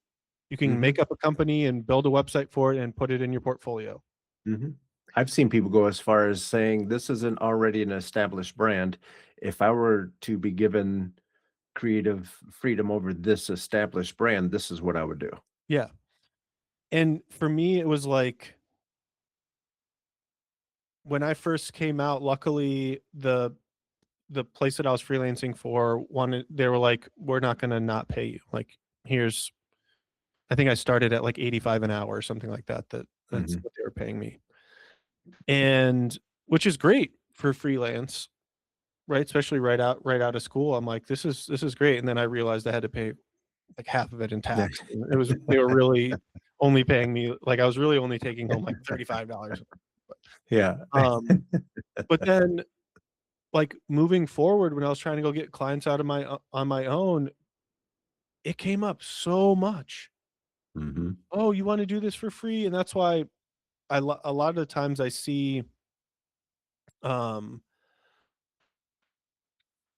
like, these logo contests, or like Uh, they even like yeah. the Cleveland Guardians, when they changed their name from the Indians to the Guardians, Mhm. they had like a logo contest Mm. kind of thing at first, and I'm like, there's gonna be some poor designer, both, like, not making a lot of money poor, and, like, getting taken advantage of, poor guy. Yeah. Like, Yeah. and he's gonna put in 40 hours to this design because he loves Cleveland sports and he Hmm. just wants, and all they're gonna do is take those designs and find a direction to then pay some New York City design firm to flesh out the final logo. And you Hmm. may get $1,000, and that design and branding firm is probably going to get $15,000 to do that work. And then the ball club is going to make all kinds of money because of the merch that they just got Yeah. done Right. redesigning. Yeah. Hmm. So I don't know who submitted what or anything like that, and if they truly did that, that would be very very shitty if they did that. But I know that they wanted to. They said that they wanted to keep it in Cleveland, and then decided to go with an outside of Cleveland. I'm pretty sure they went with an outside Cleveland like branding firm, but it just they you can't get taken advantage of, and it's easy to want to do stuff for the portfolio and as spec work, and because it's like you don't have to think of a prompt yourself, Hmm. but it is never worth it. No. It's never worth it. The this is an interesting thing because I'm so adamant about that, but on the other side, in my coaching business, I give away free coaching calls all the time Yeah. because I think that's the best way to experience coaching is to actually be coached by the person that you're potentially going to hire. Hmm. And so it was really hard for me at first because I found that if I coach in a quote unquote sales call, I'm much more likely to actually get the client than if I just do like a sales script or something like that. Hmm. Um, so there's such a like a juxtaposition of don't do spec work. Free coaching is the best way to make sales. And so it's like, I know it's like, it seems a little bit hypocritical. It's obviously two different, very, very different Yeah. uh, industries, but it's really funny because I struggled with that for a really, really long time. And Hmm. when I kind of finally realized, like, oh, a lot of my coaching calls and like connection calls are ending up with people, and I actually just made a piece of content about this today. Ended up with people asking me to work with them longer term when I like just strictly coached on a call versus when I was like, when do you want your revenue to be? Okay, well, can I have your credit card right now? Uh, and so it broke my brain a little bit because I was like, I'm firmly planted in the don't do design work for free, but Yeah. the coaching for free in like a sales context is so good and works out so much better. Yeah. But That's relationship building though. yeah, true. Like when you're doing design, you're working on a specific product, Yeah, whether it's a logo or website or animation, whatever. You're working on the thing and you're handing it off to someone that's going to then take that and go make a run at their bag. yeah, Whereas coaching, you're hoping that you're building a relationship that's going to continue to last throughout time, yeah, however long that is. So I can see I get it. yeah, I understand the conundrum. yeah, Don't give yeah, anything away for free, and the first thing you do is give something away for free. yeah, Yeah, but yeah, I think the relationship building is really important, and hopefully hopefully in return, whatever your clients are doing, if they can pay it back or pay it forward in a way, to yeah, make it, and hopefully the coaching is making hoping hopefully the coaching is making the your client, um you're adjusting their way of thinking to not be that much of an asshole that they're gonna, eh, well, 30 seconds here, we're gonna go ahead and we're gonna take 30 seconds off of the bill or something. yeah, You know what I yeah, mean? I don't know what yeah, I'm trying to come up with a situation where, um where they would have to pay you back, but, whatever it is, at the end of the day, it's relationship building, Yeah. and Yeah.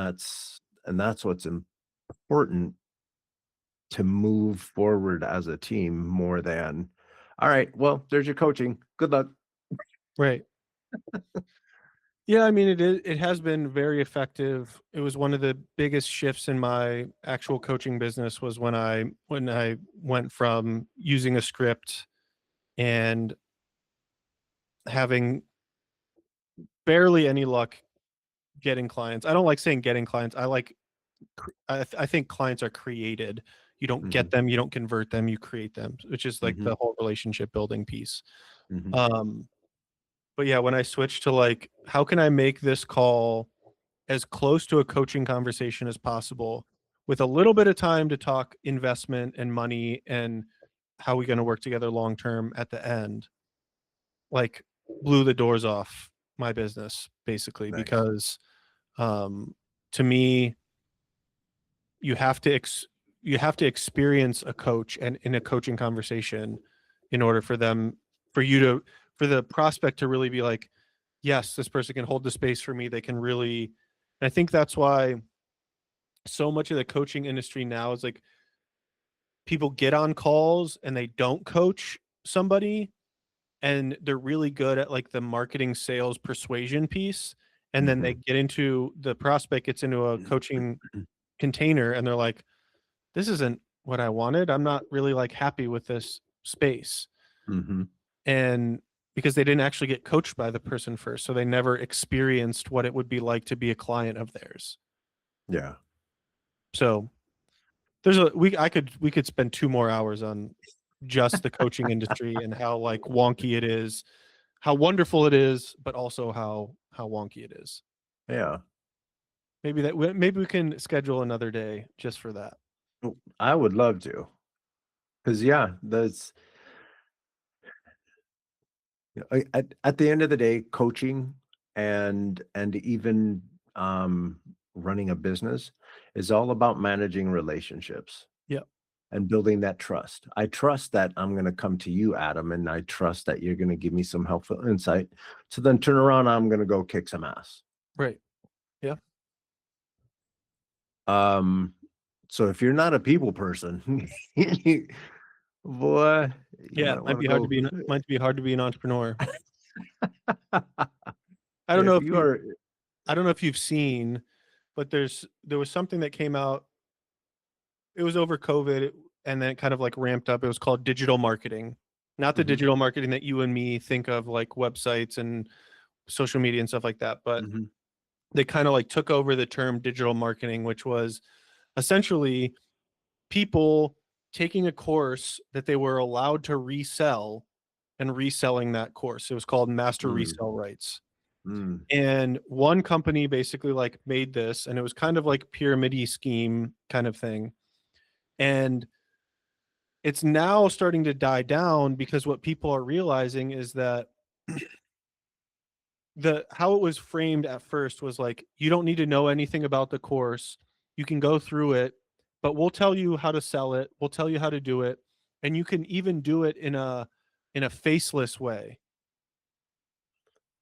So you don't have to like show up and you don't have to build rapport, you just have to like post these tweets and post this social mhm, media and post this and post this.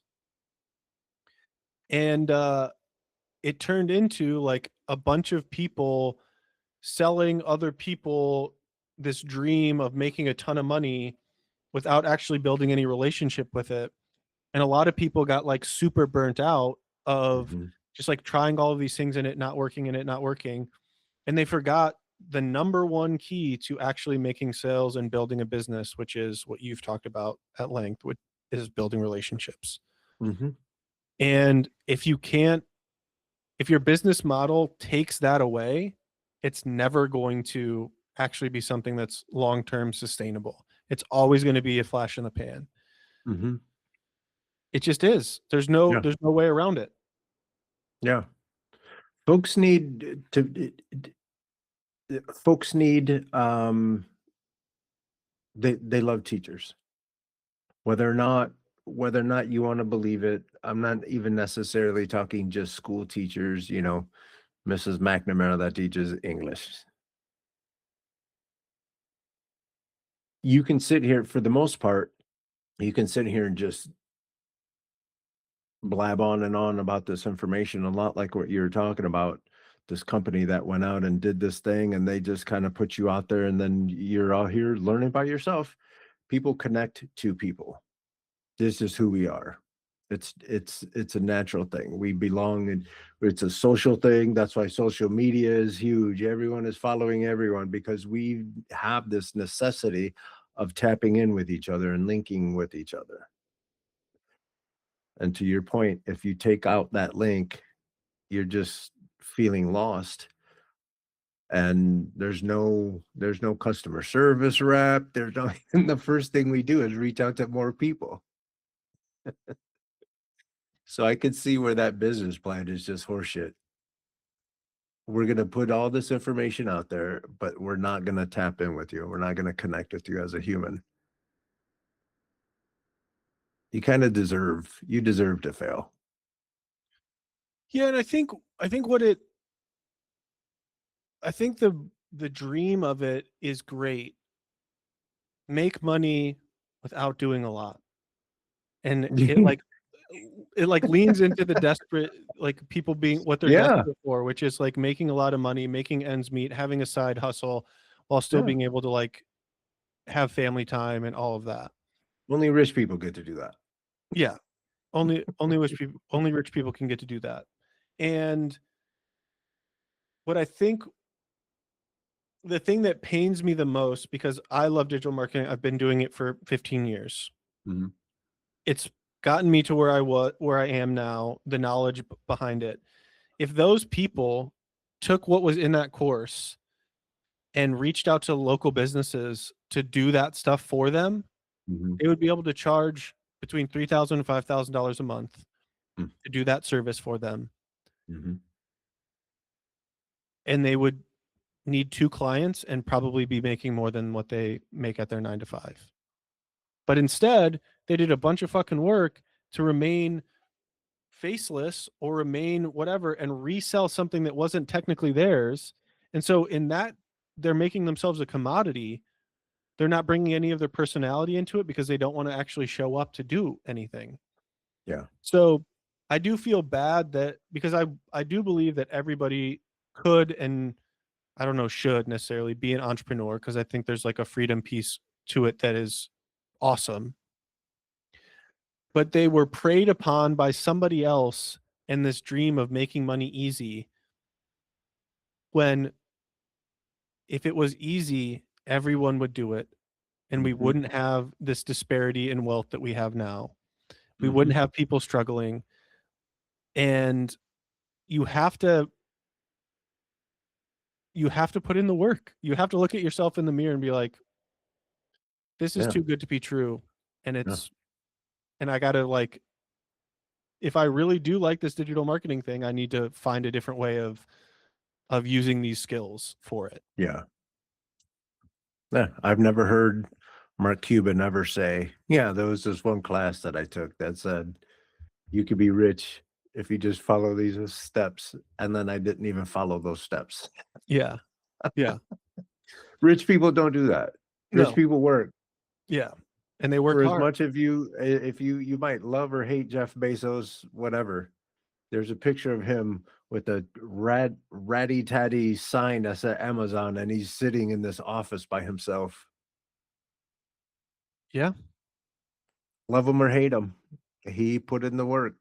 Yeah. Love him or hate, yeah, and I understand $30,000, $40,000 if you're Trump, whatever, 5,000,000, $10,000,000.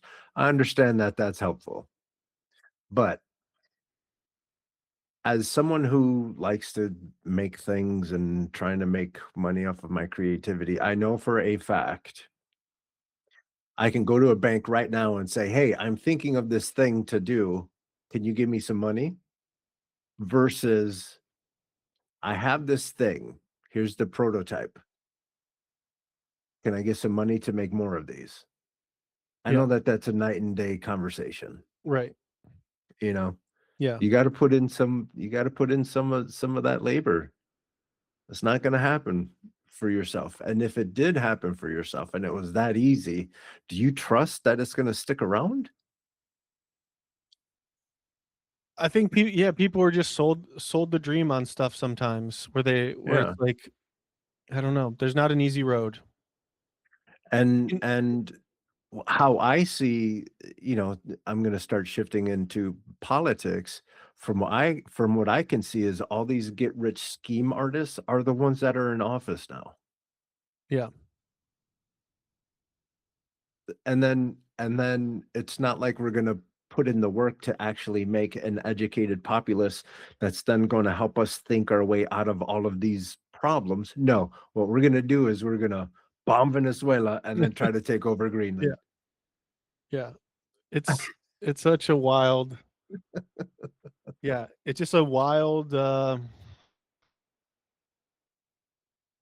world we live in right now, and it's just unfortunately we're having to just endure. Uh, are you able to leverage some of your coaching and all that stuff? Because you said that you're starting to get more into politics and stuff. Are you able to leverage some of that coaching experience in the political world? Yeah, so mostly from like a candidacy perspective, helping them with social media, helping them build out their personal brands. Mhm. I've had some conversations, have a couple clients that are candidates. I'll keep those private for now, Sure. but um, it is my dream.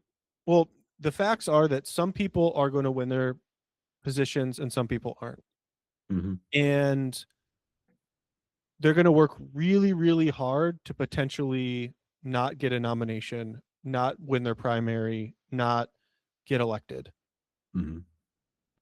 But what I'm hoping that I'm helping them build is an asset that allows them to do something after that. Mm.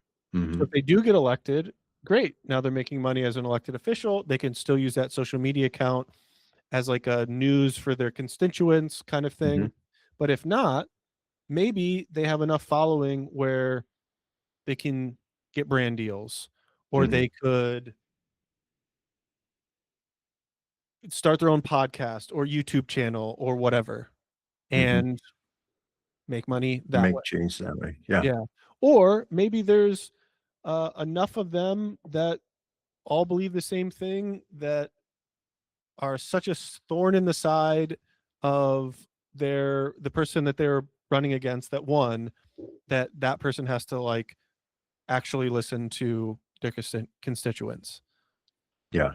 So for me, it's all about like, can they build a big enough personal brand that allows for whatever the outcome of their election is, that is a positive asset for them. Yeah.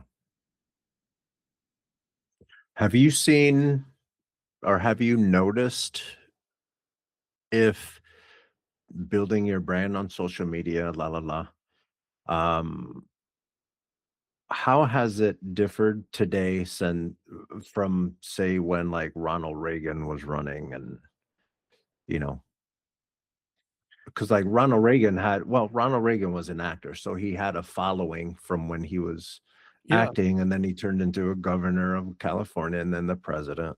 yeah. So he had a bit of a following. Have you noticed any kind of weird dynamics from like what social media introduces? Well, I think like that is a good example of personal brand, Mhm. right? Another example of personal brand is the guy that's the president right now, Mhm. right? There's no way he's where he is right now if he didn't strategically think of The Apprentice, get Mhm. the recognition there and all of that stuff. There's examples of it in the past that aren't as crazy as like social media now, but I Mhm. think more so it's not necessarily getting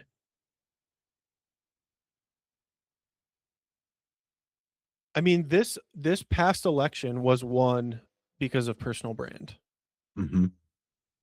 Maybe not Trump's personal brand specifically, but Joe Rogan, Alex Jones, Nick Fuentes, Mm-hmm. Sneeko, all of like the video game streamers that started leaning towards the right, Ben Andrew Schultz, Shapiro.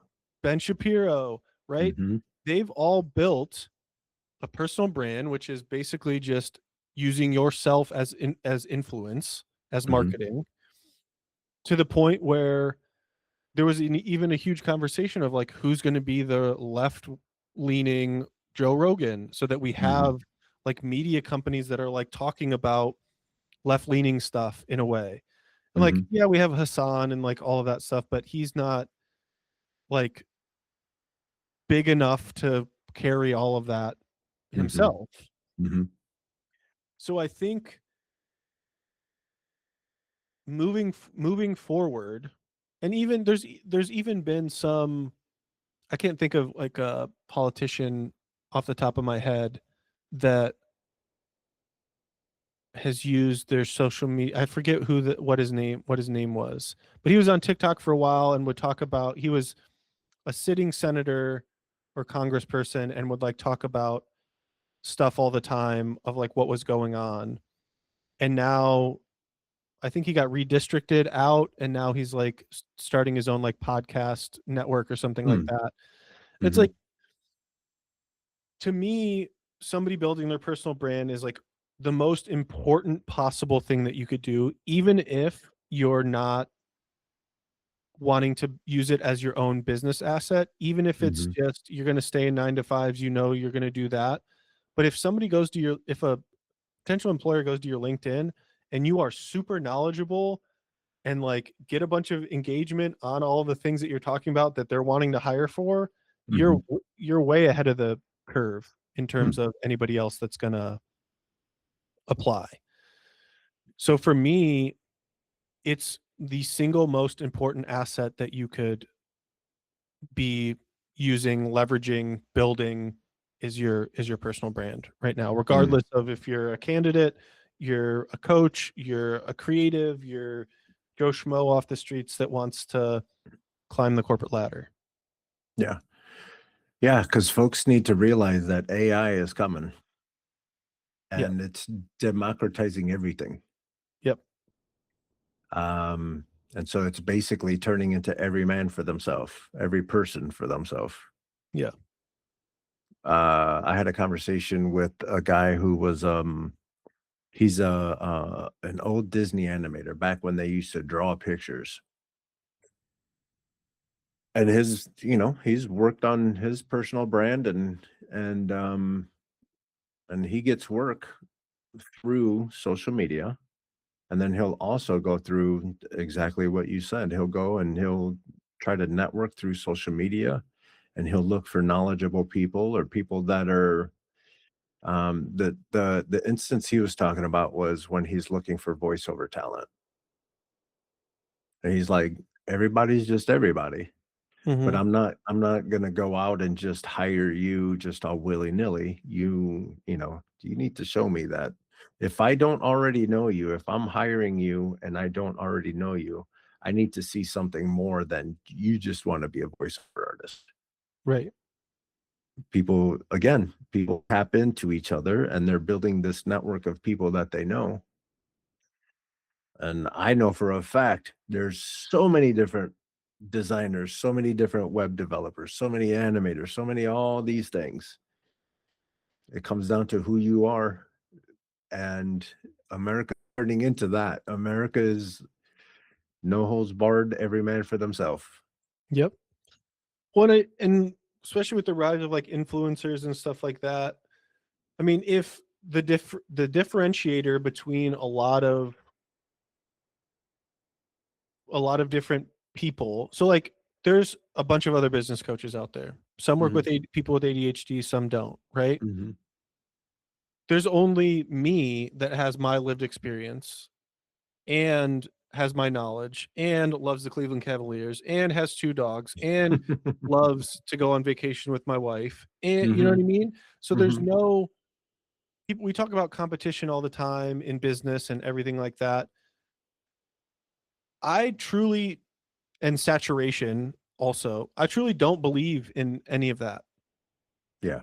As long as I'm showing up every single day, showing that I can do the job and showing who I am. Yeah. I don't have any competition. There's Yeah. nobody like me. Yeah. There's nobody that has the same lived experience as me. Yeah. They might have some of the same ideas. They might know how to market or copyright or run ads or whatever the same or better, even better than me. Yeah. But I'm going to show my personality because that's more fun. I'm not going to Hmm. fit into a box. I'm going to be who I am. And Hmm. that's the only way to build something that's like competitionless or saturated or anti-saturation. Right. Because there's always going to be more designers. There's always going to be more coaches. There's always going to be more people coming out. There's always going to be people that know how to leverage AI better than you or use Photoshop better than you or whatever. But Yeah. they're not. And if you don't shut up, if you completely shut up about your actual lived experience, nobody's going to know that you're unique. Yeah. And so if you're not unique, then you're a commodity. Yeah. And sure, if you want to go out and be a commodity, that's totally fucking fine. But I'm gonna tell Right. you what, I'm gonna be loud about my lived experience, about who I am. And Yep. that's why I'm in a position that I am today, where I've been in business for myself for it'll be 9 years in July. Nice. And I've various different means. Yeah, I've had referrals. Yeah, I've created clients myself. Yeah, I've had people like damn near hand me like a whole set of clients, right? Like, but it's all because I've unapologetically over the last 9 years just showed up as who I am. Yep. And if you do that, it's inevitable that you're gonna find some level of success. Hmm. It's not what you know, it's who you know. And Yeah, who you know gets you in the door. What you know keeps you in the door. right. So, yeah. And even if you're introverted, letting people know that. So then that way, when you walk in the room and you're quiet in the corner, I don't think it's something that I did. It's something that I said. Yeah, Because again, I have ADHD. I don't know what the hell's gonna fly out of my mouth. yeah. Sometimes it's not appropriate for that room, but Yeah. it happens anyway. Coach Adam Smith. Yes. Um, give the folks one last headline about you and what you want to do with your life. And even if you want to inspire someone with these words, whatever it is, give them one last message and then let them know where they can find you online. Yeah, of course. Um, that's a big ask, but I think I'll go back to, you have to decide how you want to experience your life. Mm, It can't be this vague thing. You need to have clarity of it. Even if you know what you don't want to happen in your life, that's a piece of the clarity. mhm, But you can't just allow things to happen. You actually have to go out and do it. You have mm, to say, I want my life experience to be this way. Even with the small things, if you don't like the experience of sitting at your desk scrolling on your phone, and that's not getting you to where you want to go, and that's not inspiring to you, you need to change that. So explore how you want to experience life and then work to build the actions around that experience. And if you do that over a long enough time frame, it's inevitable that your life is going to turn out to how you want it to turn out to. You're going to eventually be the person and become the person that allows that thing to happen. mhm. So don't just let things happen by happenstance. You need to actually go through and experience the life that you want to experience and set your life up in that way. Mhm. I love it. And then I'm mostly on Instagram. Adam T. Smith at Adam T. Smith. AdamTylerSmith.com, but I hardly ever update my website or anything like that. But if you want to DM at Adam T. Smith on Instagram, it's probably the best place. Excellent. Thank you for coming on and having a conversation. I know there's a lot of folks out there that think ADHD is a hurdle. It's not. Doesn't have to be. It doesn't have to be. It's not. And if you need help trying to figure it out, it's wonderful to know that people like Adam are here and he's willing to coach you and he understands you probably a little bit better than someone without ADHD. So give him a follow. Take a look. Go see. He's building personal brands all over the place. Well, thank you. Appreciate you as always. Let's set up another time to do this in the near future. We can talk more about the coaching industry and I would how love that to. I feel like how it affects us all and how it affects all of like even what's going on in the political sphere too. So Yeah, I would love to. Doors open. awesome. Appreciate you. All right. Appreciate you. Thank you again for coming on. And everybody, and with that, we're out. Later.